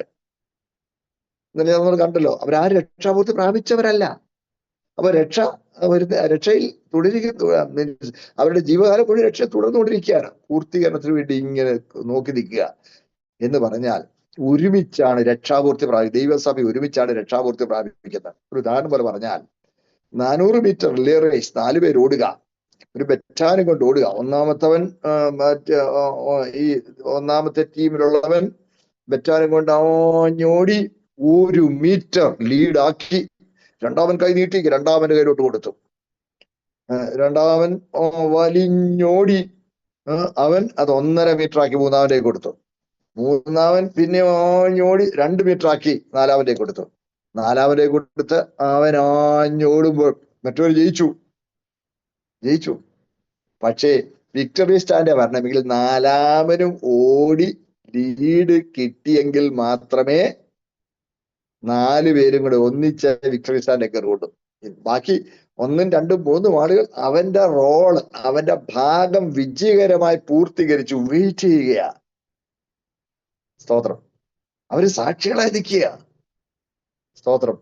അവര് അവര് സാക്ഷികളാണ്. അവരുടെ ജീവിതം നമുക്ക് കാണാൻ കഴിയും. സ്തോത്രം. സാക്ഷികൾ എന്നുള്ളതിന് തെറ്റായ ചില ഉപദേശങ്ങളുമായി ബന്ധപ്പെട്ടുണ്ട്. അതിലേക്ക് ഞാനിപ്പോ പോകുന്നില്ല. സ്തോത്രം. പ്രിയപ്പെട്ടവരെന്ന് പറഞ്ഞാൽ നേരത്തെ പോയ വിശുദ്ധന്മാരെല്ലാം ഇപ്പം നമ്മളെയൊക്കെ നോക്കിക്കൊണ്ടിരിക്കുന്നു. ഇല്ല, നമ്മൾ നോക്കിക്കൊണ്ടിരിക്കുന്നില്ല. അവര് സാക്ഷികളായി നമുക്ക് തിരുവചനത്തിൽ രേഖയായി ലഭിച്ചിട്ടുണ്ട്. മുൻപേ പോയവരുടെ ജീവിതം നമുക്ക് മാതൃകയായിട്ടും ഉണ്ട് എന്നേ ഉള്ളൂ. സ്തോത്രം. അത് വേറെ വിഷയം. അപ്പോൾ രക്ഷാപൂർത്തി എന്ന് പറയുന്നത് ദൈവസഭ ഒരുമിച്ചാണ് പ്രാപിക്കുന്നതാണ് തേജസ്കരണം. അതാണ് രക്ഷിക്കപ്പെടും എന്നുള്ളതിന്റെ വാക്യങ്ങൾ 1 Thessalonians 5, പിന്നെ 1 Thessalonians 5 വായിക്കുമ്പോൾ അവൽ തന്നോടുകൂടെ ജീവിക്കേണ്ടത് നമുക്ക് വേണ്ടി മരിച്ച നമ്മുടെ കർത്താവായ യേശുക്രിസ്തു രക്ഷയെ പ്രാപിപ്പാൻ അത്രേ നിയമിച്ചിരിക്കുന്നത്. കണ്ടോ, രക്ഷയെ പ്രാപിപ്പാനാണ്.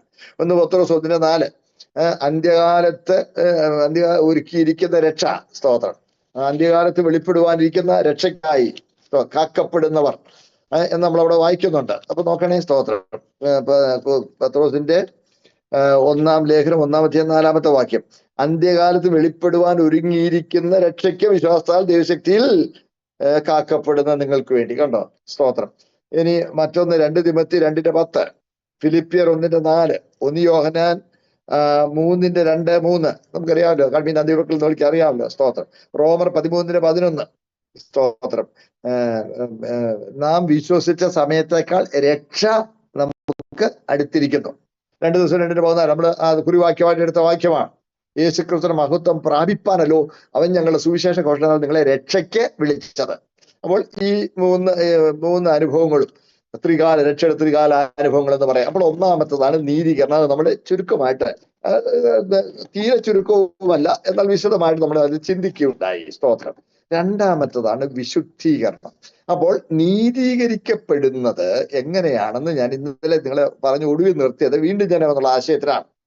നീതീകരിക്കപ്പെട്ടവൻ വീണ്ടും ജനിക്കുന്നു. അവനിൽ വീണ്ടും ജന അനുഭവം ഉണ്ടാകുന്നു. അവൻ ദൈവവുമായുള്ള വ്യക്തിപരമായ ബന്ധത്തിലാകുന്നു. സ്തോത്രം. അവനിൽ ഒരു പുതിയ പ്രമാണം കിട്ടുന്നു. അത് നമ്മളിപ്പോ ചിന്തിച്ചത്. ഒരു ഹൃദയത്തിൽ ഒരു പുതിയ പ്രമാണം അവനിൽ ലഭിക്കുന്നു. സ്തോത്രം. അങ്ങനെ വീണ്ടും ജനിച്ച് ഒരു പുതിയ പ്രമാണം പ്രാപിച്ച് ദൈവ കുടുംബത്തിലെ അംഗമായി നിത്യജീവന പ്രത്യാശ അവൻ പ്രാപിക്കുന്നു. എങ്ങനെയാ അത്? സ്തോത്രം. ക്രിസ്തുവിനോടുകൂടെ മരിച്ച് ക്രിസ്തുവിനോട് അടക്കപ്പെട്ട് ക്രിസ്തുവിനോട് ഉയർത്തുന്നതിനാലാണ്.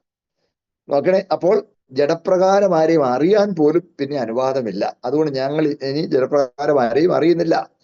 അറിയാമല്ലോ. കൊരിന്ത്യർക്ക് 2-ാമത്തെ ലേഖനം 5-ാം അധ്യായത്തിൽ അതിന്റെ 10 ഭാഗം നമ്മൾ ഇന്നലെ ഉദ്ധരിച്ചതാണ്. സ്തോത്രം. എല്ലാവർക്കും വേണ്ടി ഒരു മരിച്ചിരിക്കുക, എല്ലാവരും മരിച്ചു, അത് നമ്മളിൽ നിവർത്തിച്ചു നീങ്ങി. സ്തോത്രം. അപ്പോൾ അങ്ങനെ പഴയതിനോട് വിട പറഞ്ഞ് നോക്കണേ, പുതിയതിനായി ഏൽപ്പിക്കപ്പെട്ടിരിക്കുന്ന അവസ്ഥ അവിടെ ആ രക്ഷയുടെ 1-ാമത്തെ ഘട്ടത്തിൽ തന്നെ 2-ാം ഘട്ടം തുടങ്ങി. സ്തോത്രം. 1-ാമത്തെ ഘട്ടം കഴിഞ്ഞ് 2-ാം ഘട്ടം തുടങ്ങുന്നതല്ല. 1-ാമത്തെ ഘട്ടത്തിൽ തന്നെ ഈ 2-ാമത്തെ ഘട്ടം വിശുദ്ധീകരണം തുടങ്ങിക്കഴിഞ്ഞു. നാം ഇന്ന് വിശുദ്ധീകരണത്തിൽ മുന്നേറിക്കൊണ്ടിരിക്കുകയാണ്. എന്താണ് വിശുദ്ധീകരണം? എന്താണ് വിശുദ്ധി? സ്തോത്രം. അല്പം ഒന്ന് വിശദീകരിക്കാൻ. അതായത് പൊതുലോകത്തിൽ ഉപയോഗിക്കുന്ന വാക്കുകൾ തന്നെ ദൈവവചന സത്യങ്ങൾ വിശദീകരിക്കാനായി പരിശുദ്ധാത്മാവ് ഉപയോഗിച്ചിരിക്കുന്നതിനാൽ പൊതുലോകത്തിൽ ആ വാക്കിലുള്ള ആശയങ്ങൾ ആത്മീയ വിഷയങ്ങളെയും സ്വാധീനിക്കാൻ സാധ്യതയുണ്ടല്ലോ. സ്തോത്രം. That is sanctification. sorry, I was told to use a little bit of English too, but sometimes I forget that. See, the first one is justification. We are justified in the Lord, and now we are being sanctified. We are being sanctified. Listen, so see, sanctification starts in justification. We are justified because, see, Jesus died in our place, and we die with the Lord. We partake in his death, and we get buried with him, and we get resurrected with him. And see, that is total separation from the old sinful life. Old sinful life. So sanctification starts even in justification. That's what I am telling you. Sanctification starts in justification. Now, what is sanctification?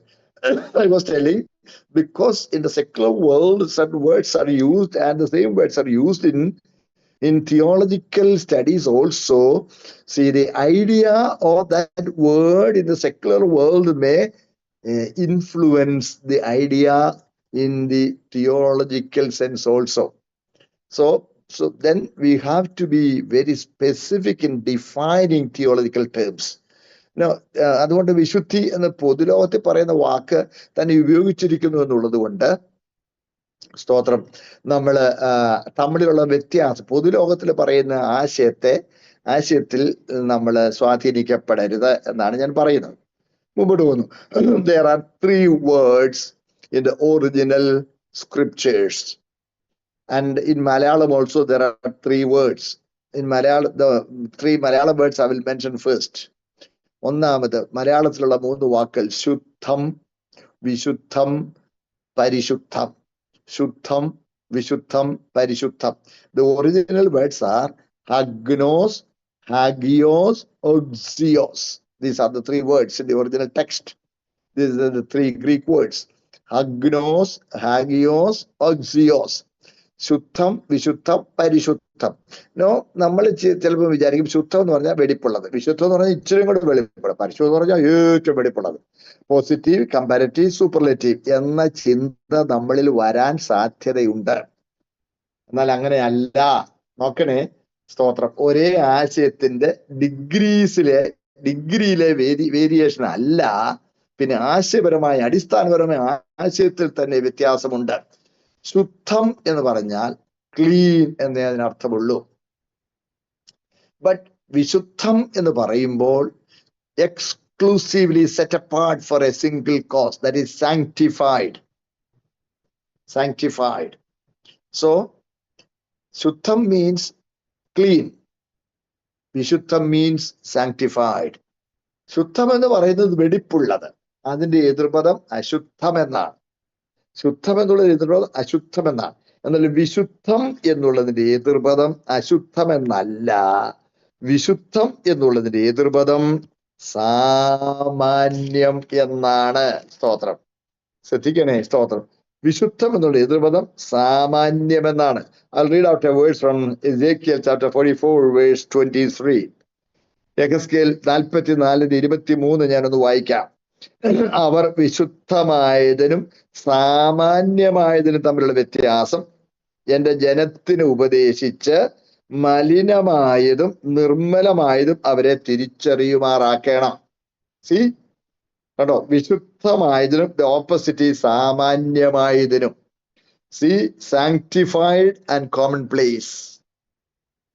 C, sanctified is exclusively set apart for a single cause, but commonplace, see, that is, it can be used for anything as the situation requires.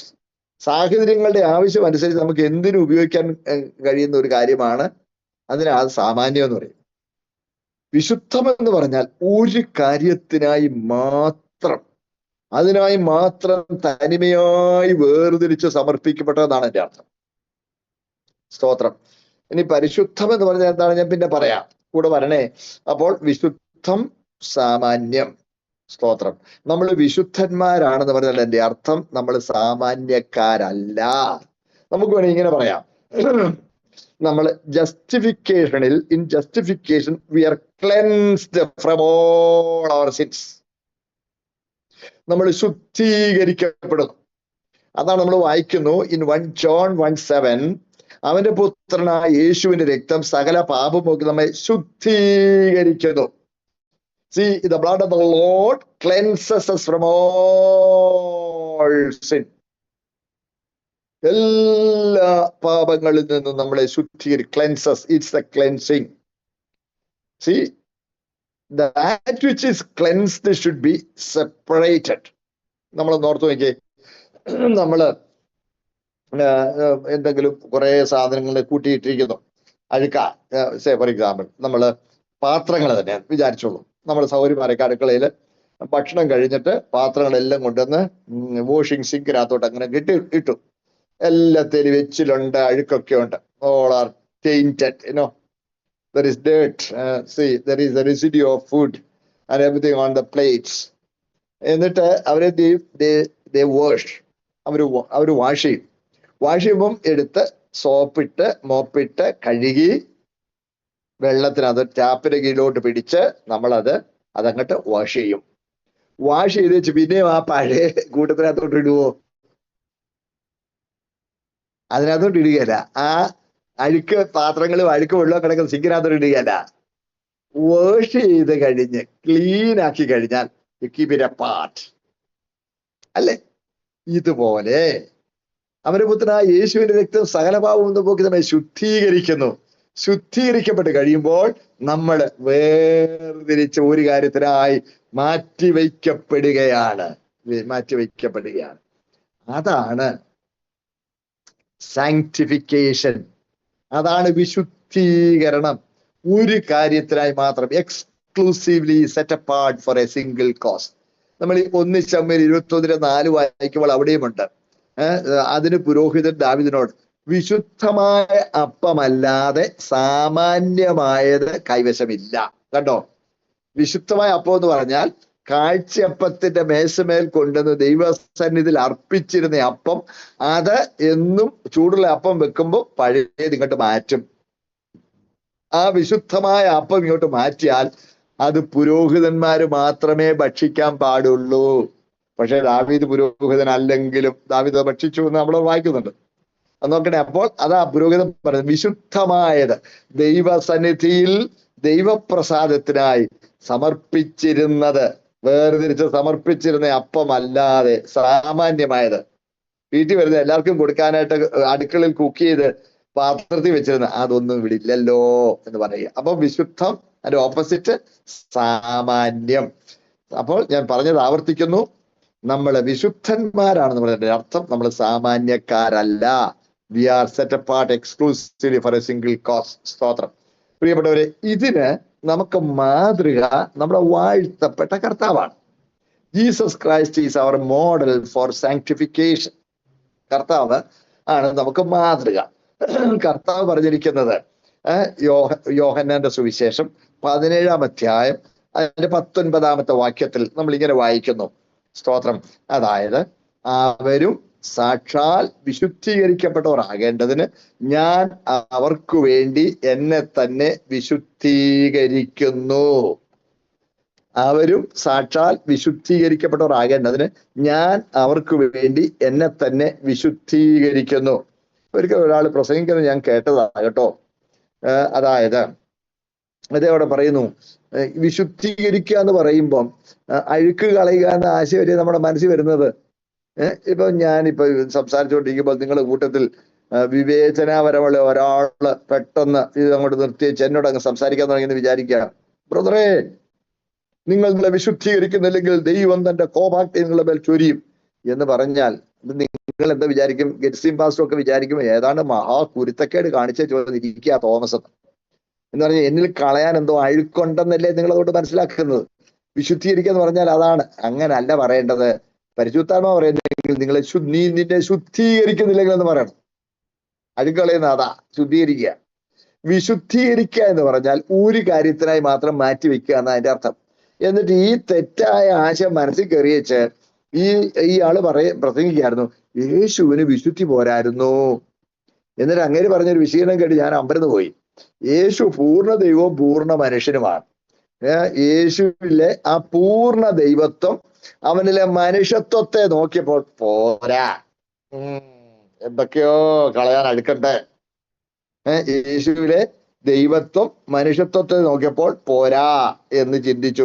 അതുകൊണ്ടാ കർത്താവ് തന്നെ ഒന്നും കൂടി വെടിപ്പാക്കാൻ പോയി. എന്റെ പൊന്നപ്പനെ, അയ്യോ കഷ്ടം. യോഗം കഴിഞ്ഞപ്പോ എന്റെ ഊഴം കഴിഞ്ഞാണ്. അതുകൊണ്ട് എനിക്ക് പിന്നെ അന്നേരം ഇന്റർവ്യൂ ചെയ്യാനൊക്കെയല്ലോ. യോഗം കഴിഞ്ഞ് ഞാൻ അദ്ദേഹത്തിന് വിശദീകരിക്കാൻ കൊടുക്കാനായിട്ട് ശ്രമിച്ചു. പക്ഷെ പുള്ളിക്കാരത് ഉൾക്കൊണ്ടില്ല എന്നുള്ള ഇപ്പോഴും എനിക്ക് വേദനയാണ്. അദ്ദേഹം വിശ്വാസത്തിൽ എങ്ങനെയാണെന്നുള്ള ഉടയം വരാൻ അറിയാം. പോട്ടെ, ഞാൻ വിധിക്കാൻ ഞാൻ ആരും അല്ലല്ലോ. എനിക്കിപ്പോഴും സ്നേഹമേ ഉള്ളൂ.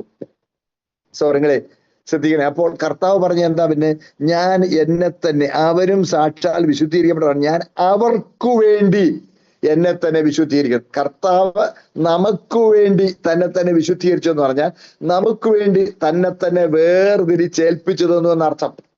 നമ്മൾ ആർക്ക് വേണ്ടിയാണ് വിശുദ്ധീകരിക്കുന്നത്? നമ്മൾ കർത്താവിന് വേണ്ടിയാണ് നമ്മളെ വിശുദ്ധീകരിക്കേണ്ടത്. നമ്മൾ കർത്താവിന് വേണ്ടി നമ്മളെ വിശുദ്ധീകരിക്കുമ്പോൾ, സ്തോത്രം നോക്കണേ, exclusively set ourselves apart for the glory of God. ദൈവത്തിനായി തന്നെ. അതാഴ്ച മുമ്പ് ഞാൻ ആരാധനകാരം മെൻഷൻ ചെയ്തില്ലേ? ഈ യാഗമായി ദൈവത്തിനൊക്കെ സമർപ്പിച്ചേക്കുവാ. സ്തോത്രം. ഈ യാഗമായി സമർപ്പിച്ചത് തന്നെ എന്റെ പൊന്നപ്പനെ, യാഗമായി സമർപ്പിച്ച പിന്നെ തിരിച്ചെടുത്തോണ്ട് പോകാൻ ഒക്കൂലല്ലോ. യാഗമായി സമർപ്പിച്ചെങ്കിൽ യാഗമാ, പോയി തീർന്നു. സ്തോത്രം. കൊടുത്തു കഴിഞ്ഞു. ഇതുപോലെ അപ്പൊ കർത്താവ് നമുക്ക് വേണ്ടി തന്നെ വിശുദ്ധീകരിക്കുന്നു പറഞ്ഞാൽ കർത്താവ് തന്നെ നമുക്ക് വേണ്ടി വേർതിരിച്ചേൽപ്പിക്കുന്നു എന്നർത്ഥം. ഞാൻ തിരുവെഴുത്തിൽ നിന്ന് അതൊന്നുകൂടെ വിശദീകരിക്കാം. അത് യേശു ക്രിസ്തുവിന് നിഴലായി അനേക സാദൃശ്യങ്ങൾ തിരുവെഴുത്തിൽ ഉപയോഗിച്ചിട്ടുണ്ടല്ലോ. അനേക സാദൃശ്യങ്ങൾ. അതിലൊരു പ്രധാന സാദൃശ്യമാണ് പെസഹ കുഞ്ഞാട്. 1 കൊരിന്ത്യർ 5:7 വാക്യത്തിൽ നമ്മുടെ പെസഹ കുഞ്ഞാടും അറുക്കപ്പെട്ടിരിക്കുന്നു, അത് ക്രിസ്തു തന്നെ. അപ്പോൾ യേശു ക്രിസ്തുവിന് നിഴലായി നിൽക്കുന്നതാണ് പെസഹ കുഞ്ഞാട്. ഈ പെസഹ കുഞ്ഞാട് ആബീബ് മാസം 1-ാം മാസം 10-ാം തീയതി എല്ലാ വീട്ടിലും ഊനമില്ലാത്ത ഒരാണാട്ടിൻകുട്ടിയെ മാറ്റി കെട്ടണമായിരുന്നു. 10-ാം തീയതി ഈ ആണാട്ടിൻകുട്ടിയെ അങ്ങോട്ട് മാറ്റി കെട്ടിയിട്ട് 14-ാം തീയതി സന്ധ്യ വരെ ഇതിനെ മാറ്റി കെട്ടിയിരിക്കണം. നോക്കണേ, 10-ാം തീയതി ഇതിനെ മാറ്റി കെട്ടി, 14-ാം തീയതി സന്ധ്യ വരെ ഇതിനെ മാറ്റി കെട്ടി അതിന്റെ കൂടെ പിറന്ന മറ്റാട്ടിൻകുട്ടികൾ തള്ളയുടെ പാലും കുടിച്ച് പുല്ലും നിന്ന് തുള്ളിച്ചാടി ഉല്ലസ് നടക്കുമ്പോൾ ഈ പാവമാടിനെ കുറ്റിച്ചോട്ടിങ്ങനെ തലയും കുറിച്ച് അതിങ്ങനെ നിൽക്കുക, കെട്ടി വെച്ചേക്കുക. ആരാനും ചോദിച്ചെന്നിരിക്കട്ടെ, എന്തിനാ ഇതിനെ മാറ്റി കെട്ടി വെച്ചേക്കുന്നത്? മറുപടി, ഇതിനെ കൊല്ലാൻ വേണ്ടി മാറ്റി നിർത്തിയിരിക്കുക. ആ മാറ്റി നിൽപ്പ്, ആ വേർതിരിച്ചുള്ള നിൽപ്പ് 4 ദിവസം നീണ്ടു. 4 ദിവസം വീണ്ടു. നോക്കണേ, സ്തോത്രം. ആ 4-ാം ദിവസം സന്ധ്യയിങ്കൽ ഈ ആട് കൊല്ലപ്പെട്ടു. ഇതുപോലെ ആദാം പാപം ചെയ്തപ്പോൾ തന്നെ മനുഷ്യവർഗത്തിന്റെ പാപത്തിന്റെ പരിഹാരത്തിന് വേണ്ടി സാക്ഷാൽ പെസഹ കുഞ്ഞാടായവൻ മാറി നിൽക്കുകയായിരുന്നു. കർത്താവ് തന്നെ നോക്കിയിട്ടെങ്കും മാറ്റി നിർത്തുകയായിരുന്നു. ഹല്ലേലൂയ. അതാണ് ലോകസ്ഥാപനം മുതൽ അറുക്കപ്പെട്ട കുഞ്ഞാട്, ദൈവത്തിന്റെ കുഞ്ഞാട്. ലോകമെന്ന് പറഞ്ഞാൽ ഭൂമി അല്ലെന്ന് നമുക്കറിയാമല്ലോ. ഭൂമി സ്ഥാപിച്ചത് ആദിയിലാണ്. സ്തോത്രം. ആദി എന്ന് വേണമെങ്കിൽ പറയപ്പെട്ട അത് അങ്ങനെ അങ്ങിരിക്കട്ടെ തൽക്കാലം. സ്തോത്രം. അപ്പോ ഭൂമി നേരത്തെ സ്ഥാപിച്ച, എന്നാൽ ലോകം എന്ന് പറഞ്ഞാൽ ഈ ദുഷ്ടന്റെ അധീനതയിൽ ഇരിക്കുന്ന വ്യവസ്ഥിതി എന്നാണ് അർത്ഥം. അതാണ് 1 യോഹന്നാൻ 5:19 നമ്മൾ വായിക്കുന്നു, സർവ ലോകവും ദുഷ്ടന്റെ അധീനതയിലാണെന്ന്. അതിന്റെ അർത്ഥം ഈ ഭൂമി, ഇതിന്റെ റൊട്ടേഷനും റെവല്യൂഷനും എല്ലാം നിയന്ത്രിക്കുന്നത് പിശാചാണെന്നല്ല. പ്രിയപ്പെട്ടവരെ, സ്തോത്രം. ഇത് ഇവിടുത്തെ വ്യവസ്ഥിതി, മനുഷ്യകുലത്തിന്റെ നടുവിൽ നിലനിൽക്കുന്ന ദുഷിച്ച വ്യവസ്ഥിതി നിയന്ത്രിക്കുന്നത് ദുഷ്ടനാണെന്ന് അതിന്റെ അർത്ഥം. അപ്പൊ ലോകമെന്ന് പറഞ്ഞാൽ ഇവിടുത്തെ ഇന്നത്തെ വ്യവസ്ഥിതി, പാപപങ്കിലമായ ദുഷ്ടന്റെ നിയന്ത്രണത്തിൽ ഇരിക്കുന്ന വ്യവസ്ഥിതി എന്നാണ് അർത്ഥം. അതാണ് ലോകസ്ഥാപനം എന്ന് പറഞ്ഞാൽ മനുഷ്യൻ പാപത്തിൽ വീണ സമയം. അപ്പോൾ മുതൽ അറുക്കപ്പെട്ട ദൈവ കുഞ്ഞാട്. വെളിപ്പാട് 13 അതിന്റെ വാക്യമാണ് ഞാൻ ഉച്ചരിച്ചത്. സ്തോത്രം. അപ്പോൾ നമുക്കറിയാമല്ലോ, ആദമും ഹവ്വയും അവര് ദൈവ കൽപ്പന ലംഘിച്ച് ദൈവത്തോട് അനുസരണക്കേട് കാണിച്ചു. അരുതെന്ന് പറഞ്ഞ വൃക്ഷഫലം അവർ തിന്നു. അപ്പോൾ അവരുടെ തേജസ് നഷ്ടപ്പെട്ടു. അവർ നഗ്നരെന്ന് കണ്ടു. നോക്കണേ, സ്തോത്രം. അവർ ദൈവത്തിൽ നിന്നും അന്യപ്പെട്ടു, ആത്മീയമായി മരിച്ചു. അവർ ആത്മീയമായി മരിച്ചെങ്കിലും നോക്കണേ, സ്തോത്രം, അവര് ശാരീരികമായി മരിച്ചില്ല. ശാരീരിക മരണവും അവർ എത്തിപ്പിടിക്കാമായിരുന്നു. ഒരർത്ഥത്തിൽ പറഞ്ഞാൽ അന്നേരം മുതലേ മരിച്ചു തുടങ്ങി, മരണം തുടങ്ങി. നമ്മളൊക്കെ നമ്മുടെ നാളുകളെ എണ്ണുക കേട്ടോ. നമ്മളൊക്കെ സാധാരണ വർഷങ്ങളെ എണ്ണാറുള്ളൂ. ഇത്ര വയസ്സായെന്നാ പറയുന്നത്. കർത്താവിന് അതിനെന്താ പറയുന്നറിയോ? ഞങ്ങളുടെ നാളുകളെ എണ്ണുക. ഞങ്ങളെ countdown has already started in everyone's life.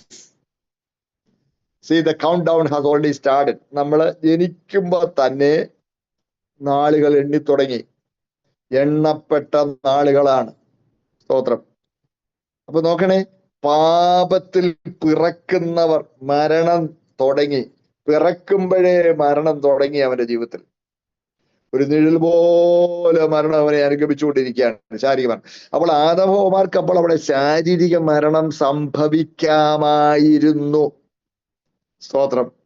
എന്നാൽ ശ്രദ്ധിക്കണേ, അവരതാ ഭയപ്പെട്ടിരുന്നത്. അവർ ഭയപ്പെട്ടു. നോക്കണേ, എന്നാൽ കർത്താവ് അവിടെ എഴുന്നള്ളി. ദൈവം ഏതേനിൽ എഴുന്നള്ളി. എഴുന്നള്ളിയപ്പോൾ കർത്താവ് എത്ര കരുണയുള്ളവനാ. കർത്താവ് ഒരിക്കലും തന്നെ ആരുടെ മേൽ അടിച്ചേൽപ്പിക്കുകയില്ല. God will not impose himself on anybody. തന്നെ അങ്ങ് അടിച്ചേൽപ്പിക്കില്ല. God will not force himself on anybody. അവന്റെ സാന്നിധ്യത്തിൽ എങ്ങനെയും പെരുമാറാൻ സ്വാതന്ത്ര്യം കൊടുത്തുകൊണ്ടാണ് ദൈവം പ്രവർത്തിക്കുന്നത്. അതുകൊണ്ടാണ് കർത്താവ് ആളത്വം പൂണ്ടു. ആത്മാവായ ദൈവമല്ലേ, പക്ഷെ അപ്പോൾ ഒരാളത്വം പൂണ്ടു. He became a visible person. ഒരാളത്വം പൂണ്ടു. കാലുകൊണ്ട് ആഞ്ഞ് ചവിട്ടി ശബ്ദം കേൾപ്പിച്ച് നടന്നെടുക്കുക. കാലുകൊണ്ട് ആഞ്ഞ് ചവിട്ടി ശബ്ദം കേൾപ്പിച്ച് നടക്കുക. എന്തിനാണെന്നറിയാമോ? അവന്റെ സാന്നിധ്യത്തിൽ എങ്ങനെയും പ്രതികരിക്കുവാൻ ആദമിന് ഹൗവയ്ക്കും അനുവാദം കൊടുക്കുകയാണ്, സ്വാതന്ത്ര്യം കൊടുക്കുകയാണ്.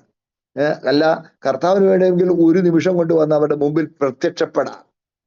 അത് കർത്താവ് അവരെ തന്നെ അവിടെ മേൽ അടിച്ചേൽപ്പിക്കുകയായിരിക്കും. കർത്താവ് ഒരിക്കലും അത് ചെയ്യുകയില്ല. സ്തോത്രം. പ്രിയപ്പെട്ടവരെ, അതുകൊണ്ട് ആ കാലുകൊണ്ട് ആഞ്ഞ് ചവിട്ടി ശബ്ദം കേൾപ്പിച്ചു നടന്നെടുത്തു. അവന്റെ കാലൊച്ച കേട്ടപ്പോൾ ഇവർ പോയി ഓടി ഒളിച്ചു. ഓടി ഒളിച്ചിരിക്കുമ്പോൾ ദൈവം അവരെ വിസ്തരിക്കുന്നു. അവരെ വിസ്തരിച്ചു. നഗ്നന. ആര് പറഞ്ഞു നഗ്നനാന്ന്? മറുപടി ഇല്ല. തിന്നരുത് പറഞ്ഞ് തിന്നോ? മറുപടി എന്താ? തിന്നെന്നല്ല, നീ എന്നോട് ഇരിക്കുന്ന നീ സ്ത്രീ കണ്ടോ? അവിടെ മത്സരം തുടങ്ങി. പാപം മനുഷ്യനിൽ നിന്ന് അകറ്റുന്നു.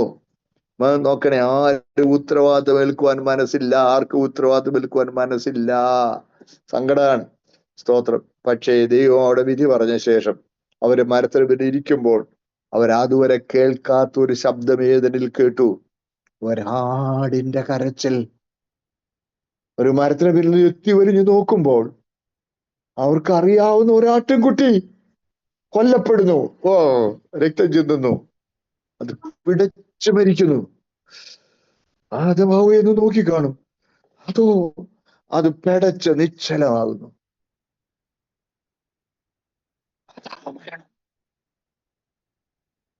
മരണം.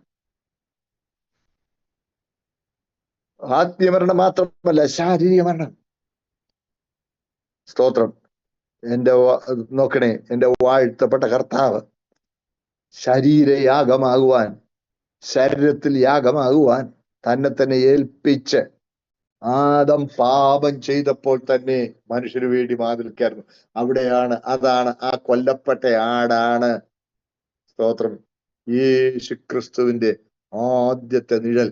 അതുകൊണ്ടാണ് അതിനെക്കുറിച്ച് പറയുന്നത് പ്രോട്ടോ ഇവാങ്കിലിയോൺ എന്ന് പറയും. എന്ന് പറഞ്ഞാൽ സുവിശേഷത്തിന്റെ പ്രഥമ പരാമർശമാണ് അവിടെ കാണുന്നത്. സ്തോത്രം. പ്രിയപ്പെട്ടവരെ, അപ്പോൾ അന്നേരമേ ആദം പാപം ചെയ്തപ്പോഴേ നമുക്ക് വേണ്ടി യാഗമാകുവാൻ കർത്താവ് മാറി നിൽക്കുകയായിരുന്നു. ആ മാറി നിൽപ്പ് 4000 വർഷം നീണ്ടു. 4000 വർഷം. സ്തോത്രം. 1000 സംവത്സരം ഒരു ദിവസം എന്ന ദൈവിക കണക്കിൻ പ്രകാരം. നോക്കണേ, ഇവിടെ നിഴലായ പെസഹ കുഞ്ഞാട് 4 ദിവസം മാറി നിന്നപ്പോൾ പൊരുളായ ദൈവകുഞ്ഞാട് ദൈവത്തിന്റെ കണക്കിലെ 4 ദിവസം 4000 വർഷം നമുക്ക് വേണ്ടി മാറി നിൽക്കുക, മരിക്കാൻ വേണ്ടി. അതാകത്ത ഞാൻ ഇവർക്ക് വേണ്ടി എന്നെ തന്നെ വേർതിരിച്ച് ഏൽപ്പിക്കുന്നു. എന്തിനാ? ഇവരും യഥാർത്ഥമായി സാക്ഷാൽ വിശുദ്ധീകരിക്കപ്പെടാകേണ്ടതിന്. അതായത് ഇവരും പരമാർത്ഥമായും തങ്ങളെ തന്നെ എനിക്ക് വേണ്ടി വേർതിരിച്ച് ഏൽപ്പിച്ചു തരേണ്ടതിന്. സ്തോത്രം. ഹല്ലേലൂയ. അവരും സാക്ഷാൽ വിശുദ്ധീകരിക്കും. അപ്പോൾ കർത്താവാണ് നമ്മുടെ വിശുദ്ധീകരണത്തിന് മാതൃക. സ്തോത്രം. കർത്താവ് തന്നെ നമുക്ക് വേണ്ടി വഴിപാടും യാഗവുമായി ഏൽപ്പിച്ചു തന്നു. കർത്താവ് തന്നെ നമുക്ക് വേണ്ടി ഏൽപ്പിച്ചു തരികയാണ്. ഇതുപോലെ ആയിരിക്കണം നമ്മളും.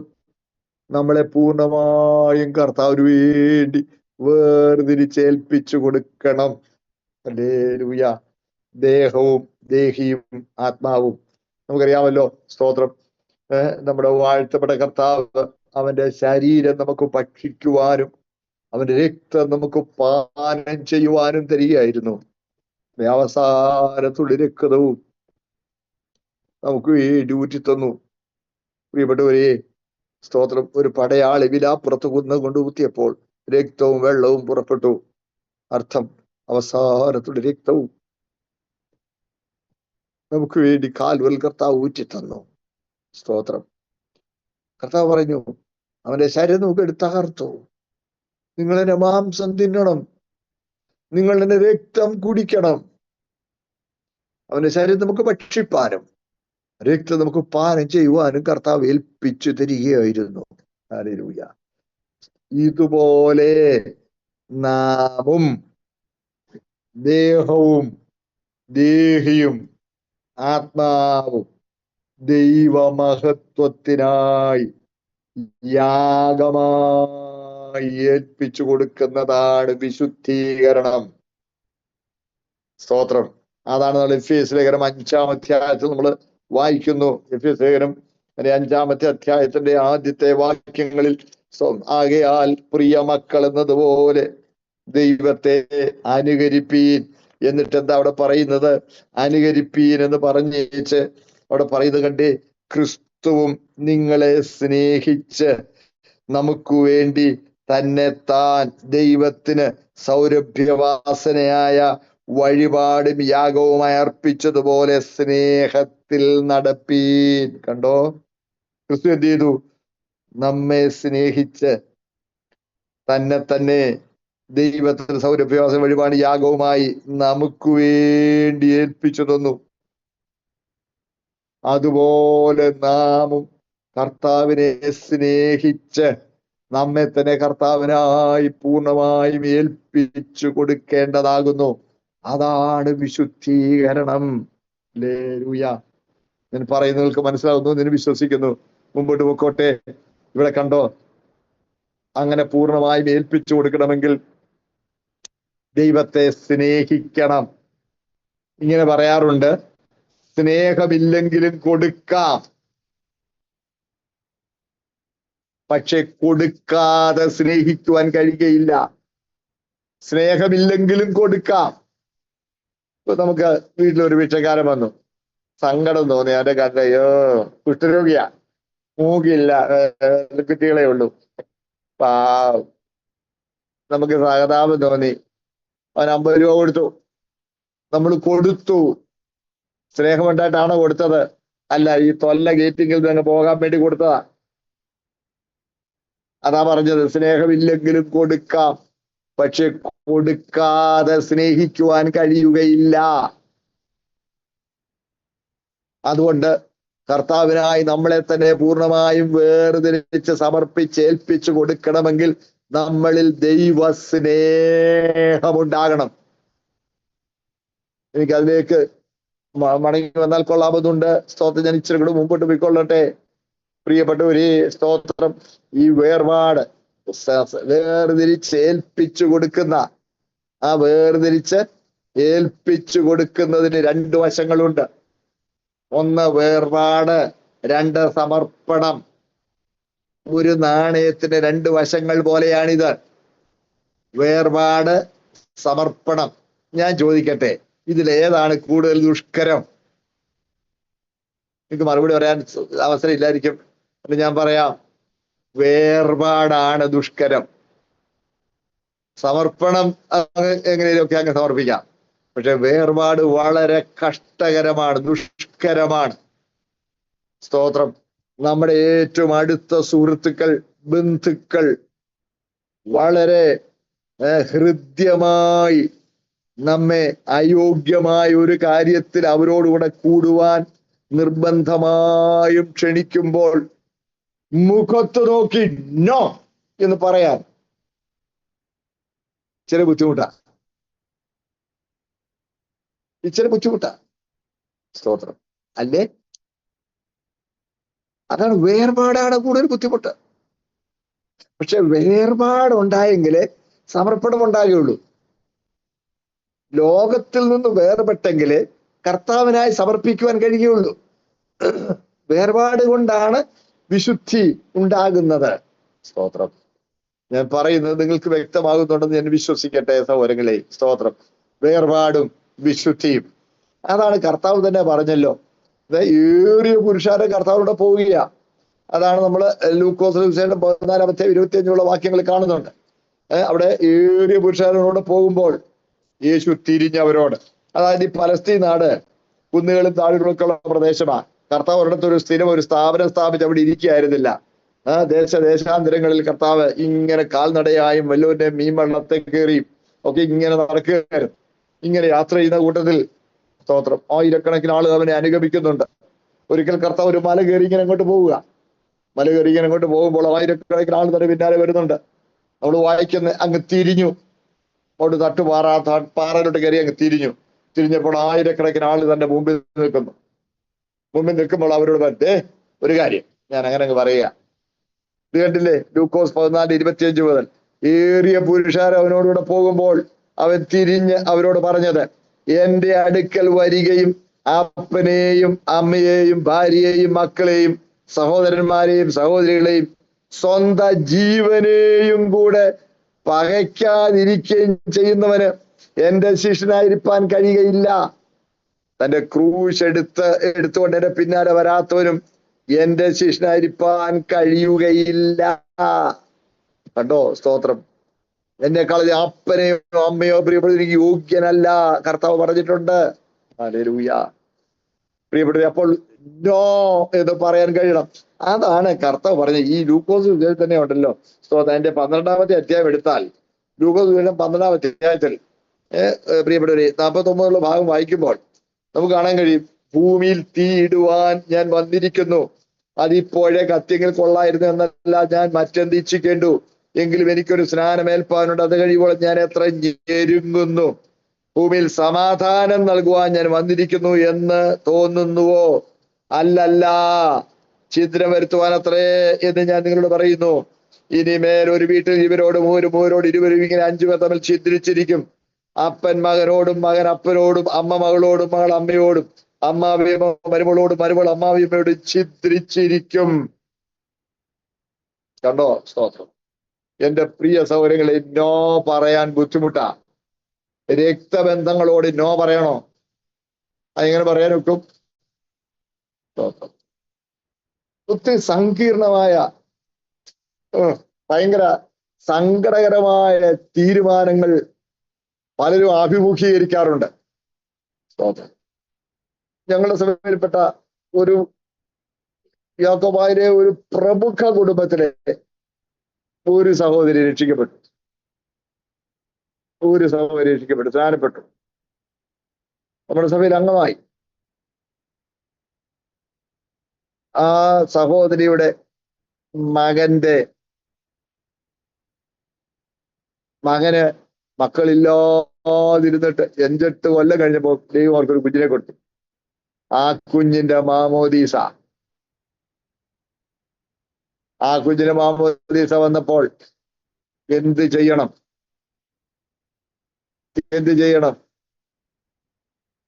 ദൈവവചന വിരുദ്ധമായ, വിശുദ്ധന്മാർക്ക് പങ്കാളികളാകുവാൻ യോഗ്യമല്ലാത്ത ഒരു നടപടിയിൽ പങ്കാളിയാകുവാൻ, ഓർത്തു നോക്കണം, ഏക മകന്റെ, മക്കൾ ഇല്ലാതിരുന്നിട്ടുണ്ടായ ഏക കുഞ്ഞ്, ആ കുഞ്ഞിന്റെ മാമോദീസ അത് വന്നപ്പോൾ നോ, മകളാ, ഈ അമ്മയാ തല തൊടണ്ടേ. എന്തൊരു ബുദ്ധിമുട്ടാന്ന് ഓർത്തേ. വേർപാട് കഠിനമാണ്, വളരെ കഠിനമാണ്. ശത്രുക്കളെ പോലെ പെരുമാറേണ്ടി വരും. പക്ഷേ ഉറപ്പായി നിൽക്കണം.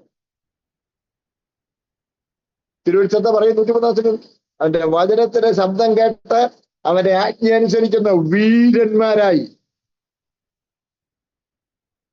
സ്തോത്രം. അതാണ് പുരുഷത്വം കാണിപ്പീൻ, ഉണർന്നിരിപ്പീൻ, പുരുഷത്വം കാണിപ്പീൻ, ശക്തിപ്പെടുവീൻ, നിങ്ങൾ ചെയ്യുന്നതെല്ലാം സ്നേഹത്തിൽ ചെയ്യുവീൻ. സ്തോത്രം. പുരുഷത്വം കാണിക്കണം, ധൈര്യമായിരിക്കണം, വീര്യമുണ്ടാകണം. അതാണ് വിശ്വാസത്തോട് വീര്യവും, വീര്യത്തോട് പരിജ്ഞാനവും, പരിജ്ഞാനത്തോട് ഇന്ദ്രിയവും, ഇന്ദ്രിയത്തോട് സ്ഥിരതയും, സ്ഥിരതയോട് ഭക്തിയും, ഭക്തിയോട് സൗരപ്രീതിയും, സൗരപ്രീതിയോട് സ്നേഹവും കൂട്ടിക്കൊള്ളുവീൻ. അപ്പോൾ വേർപാടും വിശുദ്ധിയും ഒരു നാണയത്തിന് രണ്ട് വശങ്ങൾ പോലെയാണ്. സ്തോത്രം. എന്റെ പ്രിയ സഹോദരങ്ങളെ, ഞാൻ പറഞ്ഞ ആ പ്രിയ സഹോദരിക്ക് ഒന്നിനു മേലെ ഒന്ന് സങ്കടകരമായ പല തീരുമാനങ്ങളും എടുക്കേണ്ടതായി വന്നു. ഏക മകന്റെ, ഏക മകളുടെ മാമോദീസാൽ വിട്ടു നിൽക്കേണ്ടി വന്നു. ഏറ്റവും സ്നേഹിക്കുന്ന തന്റെ മൂത്ത ആങ്ങള മരിച്ചു. 40-ാം അടിയന്തിരത്തിന്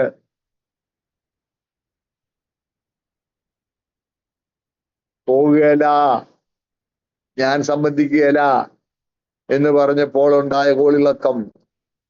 പക്ഷെ നോ എന്ന് പറഞ്ഞാൽ നോ എന്ന് തന്നെ.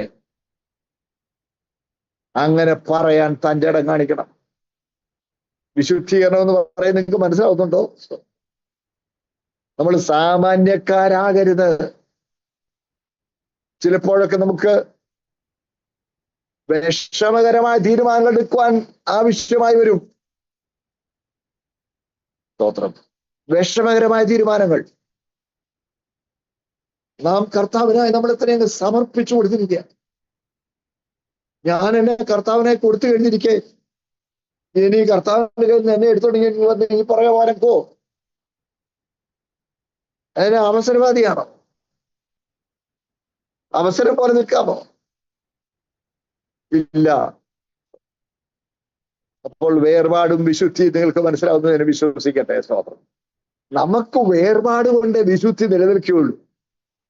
അതുകൊണ്ട് നമ്മൾ വിശുദ്ധന്മാരാ, പരിശുദ്ധന്മാരല്ല. ഈ പരിശുദ്ധൻ എന്ന് പറയുന്നത് ഒക്സിയോസ് എന്നാണ് ഗ്രീക്ക് പദം. ഒക്സിയോസ് എന്ന് പറഞ്ഞാൽ തികച്ചും യോഗ്യൻ, തികവുള്ളവൻ, പൂർണ്ണൻ, മാറ്റം വരാത്തതിന്റെ ആശയം അതിനകത്തുണ്ട്. അതാണ് പരിശുദ്ധി.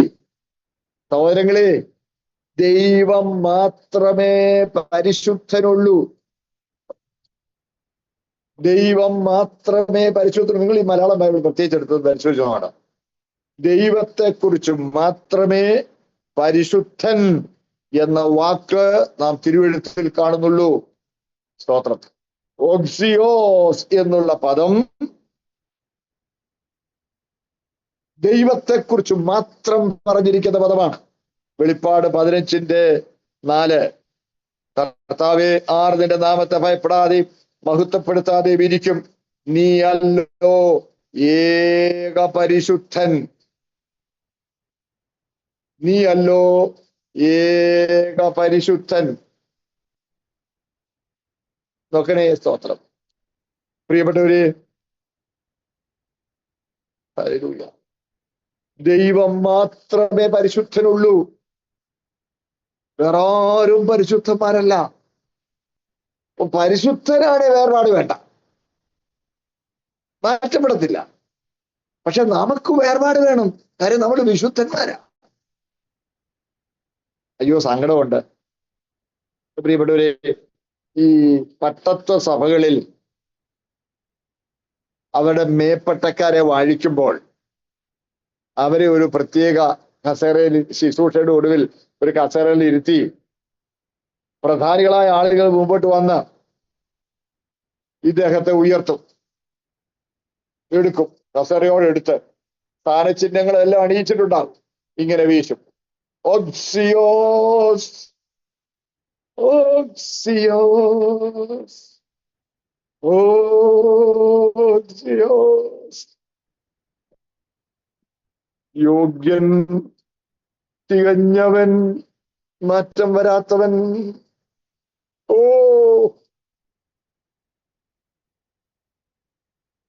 ദൈവത്തിനു മാത്രമുള്ള ഗുണവിശേഷമാണിത്. ദൈവത്തിനു മാത്രമുള്ള ഈ ഗുണവിശേഷം മനുഷ്യനെടുക്കരുത്. ഇത് പറഞ്ഞേച്ച് പിന്നെ അങ്ങേരെ പരിശുദ്ധ സോ ആൻഡ് സോ എന്ന് പറയും. ഒരിക്കലും അങ്ങനെ ചെയ്യാൻ പാടില്ല. അങ്ങനെയുള്ള ചടങ്ങ് നടക്കുമ്പോൾ നിങ്ങൾ എത്ര അടുത്ത ബന്ധുവാണെന്ന് പറഞ്ഞാലും നിങ്ങൾ അതിൽ പങ്കാളിയാകുവാൻ പോകരുത്. സംഭവങ്ങളൊക്കെ പറഞ്ഞാൽ കൊള്ളാമെന്നുണ്ടെങ്കിലും സ്തോത്രം, സ്തോത്രം. സമയം പോവല്ലോ. നിങ്ങൾക്ക് എന്റെ തിയറി മനസ്സിലായല്ലോ. ഹബക്കൂക്കിന്റെ പ്രവചനം, അതിന്റെ 1-ാമത്തെ അധ്യായം, അതിൽ നമ്മൾ 1-ാം അധ്യായത്തിന്റെ 12-ാമത്തെ വാക്യത്തിൽ നമ്മൾ ഇങ്ങനെ വായിക്കുന്നുണ്ട്. സ്തോത്രം. എന്റെ ദൈവമായ യഹോവേ, നീ പുരാതനമേ എന്റെ പരിശുദ്ധനല്ലയോ. നോക്കണേ, സ്തോത്രം. ഞങ്ങൾ മരിക്കില്ല യഹോവേ, നീ അവനെ ന്യായവിധിക്കായി നിയമിച്ചിരിക്കുന്നു. പാറയായുള്ളവയെ ശിക്ഷയ്ക്കായി നീ അവനെ നിയോഗിച്ചിരിക്കുന്നു. പുരാതനമേ, നീ എന്റെ പരിശുദ്ധനല്ലയോ. ദൈവം മാത്രമേ പരിശുദ്ധനുള്ളൂ, വേറെ ആരും പരിശുദ്ധനല്ല. ഇവിടെ കൃത്യമായിട്ടല്ലേ വെളിപ്പാട് എഴുതിയിരിക്കുന്നത്.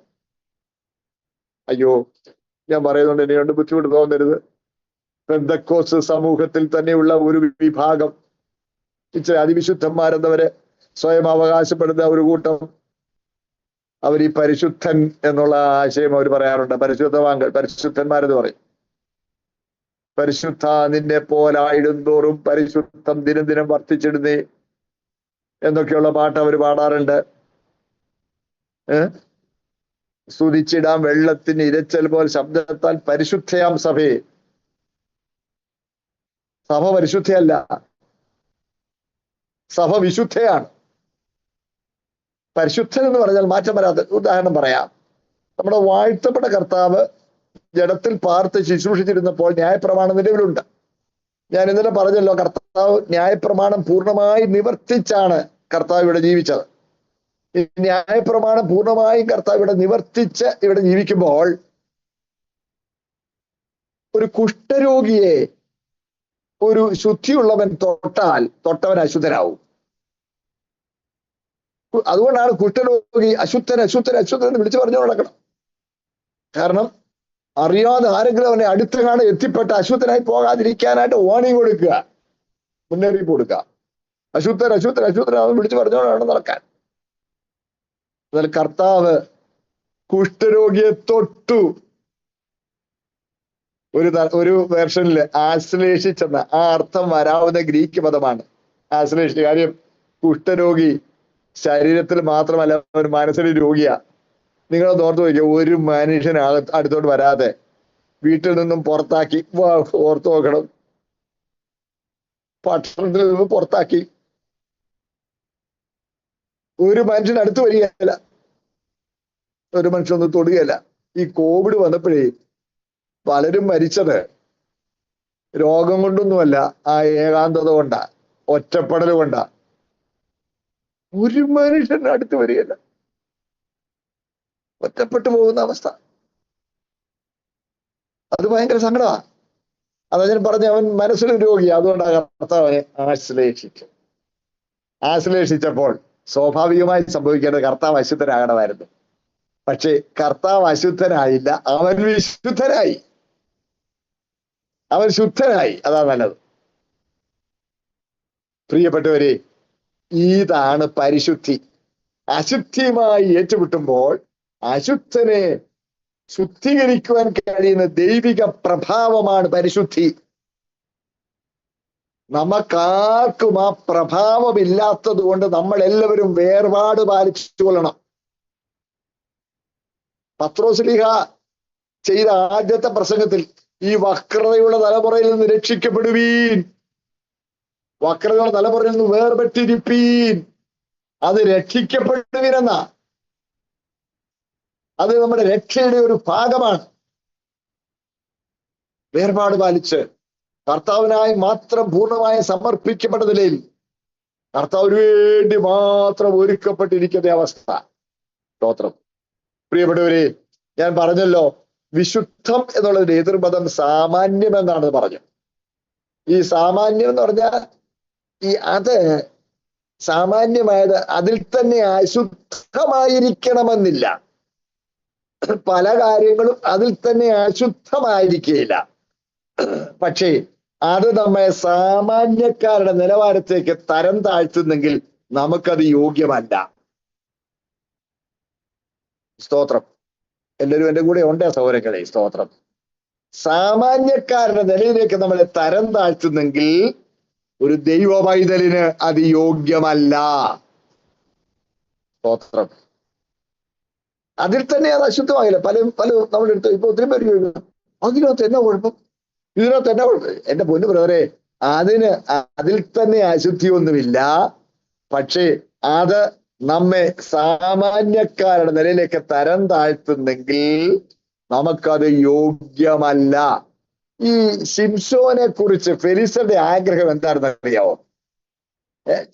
എപ്പോഴും അവൻ ഓരോ പ്രാവശ്യവും ദലീല അവനെ വിഷമിപ്പിച്ച് അവന്റെ ഹൃദയത്തിലേക്ക് എന്ന് ചോർത്താനായിട്ട് ഇങ്ങനെ ശ്രമിക്കുമ്പോ ഓരോ കാര്യം, പിന്നെ ഒരിക്കലും പെരുമാറിയിട്ടില്ലാത്ത കയറുകൊണ്ട് എന്നെ ബന്ധിച്ചാൽ ഞാൻ ശക്തി ക്ഷയിച്ച്, അടുത്ത വാക്കെന്താ, ശേഷം മനുഷ്യനെ പോലെയാകും. ഫെലിസ്ത്യർക്ക് ആഗ്രഹം ഇത്രയേ ഉള്ളൂ, ശിംശോനെ പിടിച്ച് ചങ്ങലയിട്ട് അവിടെ മാവ് പൊടിക്കാൻ ആക്കണം. കണ്ടോ കെട്ടലാണ്, ഇവനെ പിടിച്ചാൽ 50 പേരെ പണി ഇവനെ കൊണ്ട് ചെയ്യിക്കാം എന്ന ചിന്തയൊന്നും അവർക്കില്ലായിരുന്നു. അവർക്ക് ഇത്രയേ ഉള്ളൂ, മിനിമം പ്രതീക്ഷ ശേഷം മനുഷ്യനെ പോലെ ആക്കുക എന്നുള്ളതായിരുന്നു.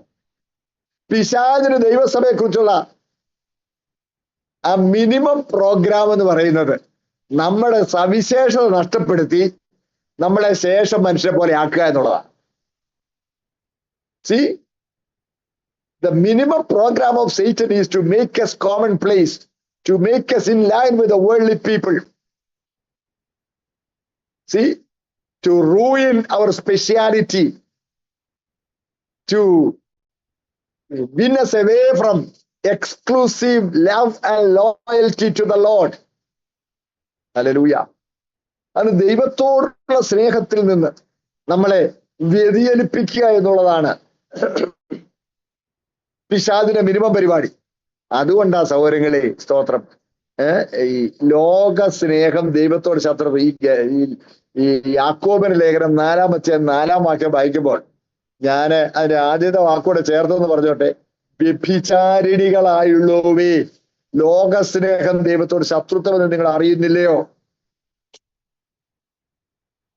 എന്താ വാക്ക് വിളിച്ചേക്കുന്നത്? എന്താ? ലോകത്തോട് സ്നേഹപ്പെടുന്നവൻ, ലോകത്തോട് ഇടപഴകി ലൗകികനാകുന്നവൻ, അവൻ വ്യഭിചാരിണിയാണെന്ന്.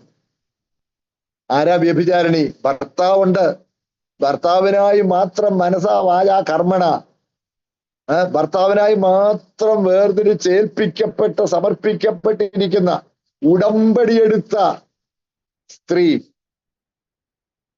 പക്ഷേ നോക്കണേ, ആ കൂട്ടത്തിൽ ഭർത്താവിനുള്ള സ്നേഹത്തിന്റെ 1% എടുത്ത് ആ 1% വേറൊരുത്തന് കൊടുത്താൽ, സ്തോത്രം, അതെന്താവും? വ്യഭിചാരിണിയാവും.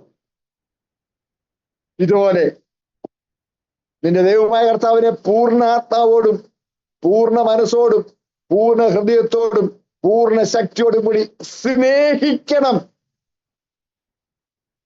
ലൂക്കോസിന് സുവിശേഷം 10-25 വാക്യമാണ് ഞാൻ പറഞ്ഞത്.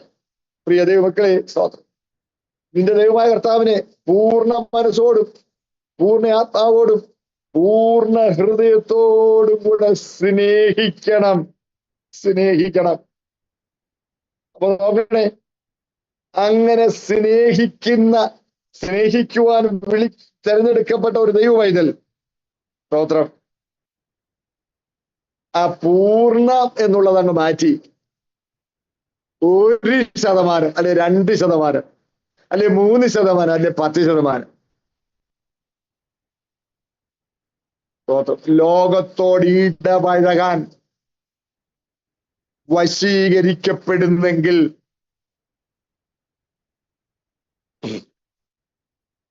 അങ്ങനെയുള്ള ആളിനാണ് വ്യഭിചാരി എന്ന് പേര്. സ്തോത്രം. നമുക്ക് ദൈവത്തോടുള്ള സ്നേഹം എക്സ്ക്ലൂസീവ് 100% ആയിരിക്കണം. കർത്താവിനുള്ള സമർപ്പണം 100% അപ്പോൾ വിശുദ്ധി എന്ന് പറഞ്ഞാൽ എന്താണെന്നുള്ള നിർവചനം നിങ്ങൾക്ക് മനസ്സിലായി എന്ന് ഞാൻ വിശ്വസിക്കുന്നു. കർത്താവ് തന്നെ നമുക്ക് വേണ്ടി ഏൽപ്പിച്ചു തന്ന പോലെ നമ്മളും നമ്മളെ തന്നെ കർത്താവിനായി ഏൽപ്പിച്ചു കൊടുക്കണം. ലോകത്തിൽ വേറെ ആരും കർത്താവിനോളം നമുക്ക് വലുതല്ല. ഇനി ഇതിന്റെ പല വശങ്ങളുണ്ട്. സ്തോത്രം. ഈ വിശുദ്ധീകരണം ഏറ്റവും അധികം നടക്കേണ്ടത് ദേഹിയുടെ മേഖലയിലാണ്. സ്തോത്രം. കാര്യം ബന്ധങ്ങൾ ദേഹിയിലാണ്. നമ്മൾ കണ്ടല്ലോ, ബന്ധങ്ങൾ ദേഹിയിലാണ്.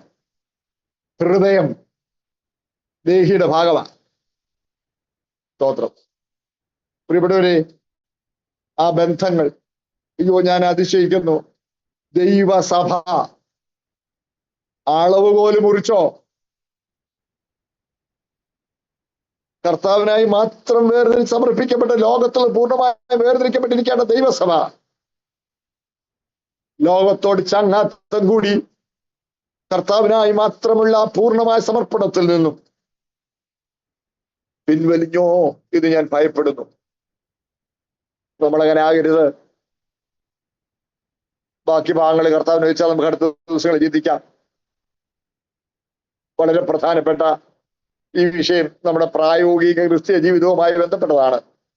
നമ്മൾ തീർച്ചയായിട്ടും വളരെ ശ്രദ്ധയോടെ ഉൾക്കൊള്ളേണ്ട വിഷയമാണ്. ഞാൻ പറഞ്ഞു നിങ്ങൾക്ക് വ്യക്തമായെന്ന് വിശ്വസിക്കുന്നു. എന്താണ് വിശുദ്ധീകരണം എന്ന് മാത്രമേ ഞാൻ ഇന്ന് പറഞ്ഞുള്ളൂ.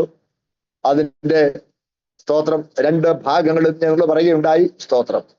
പരിശുദ്ധി എന്ന് പറഞ്ഞാൽ എന്താണെന്നും പറഞ്ഞു.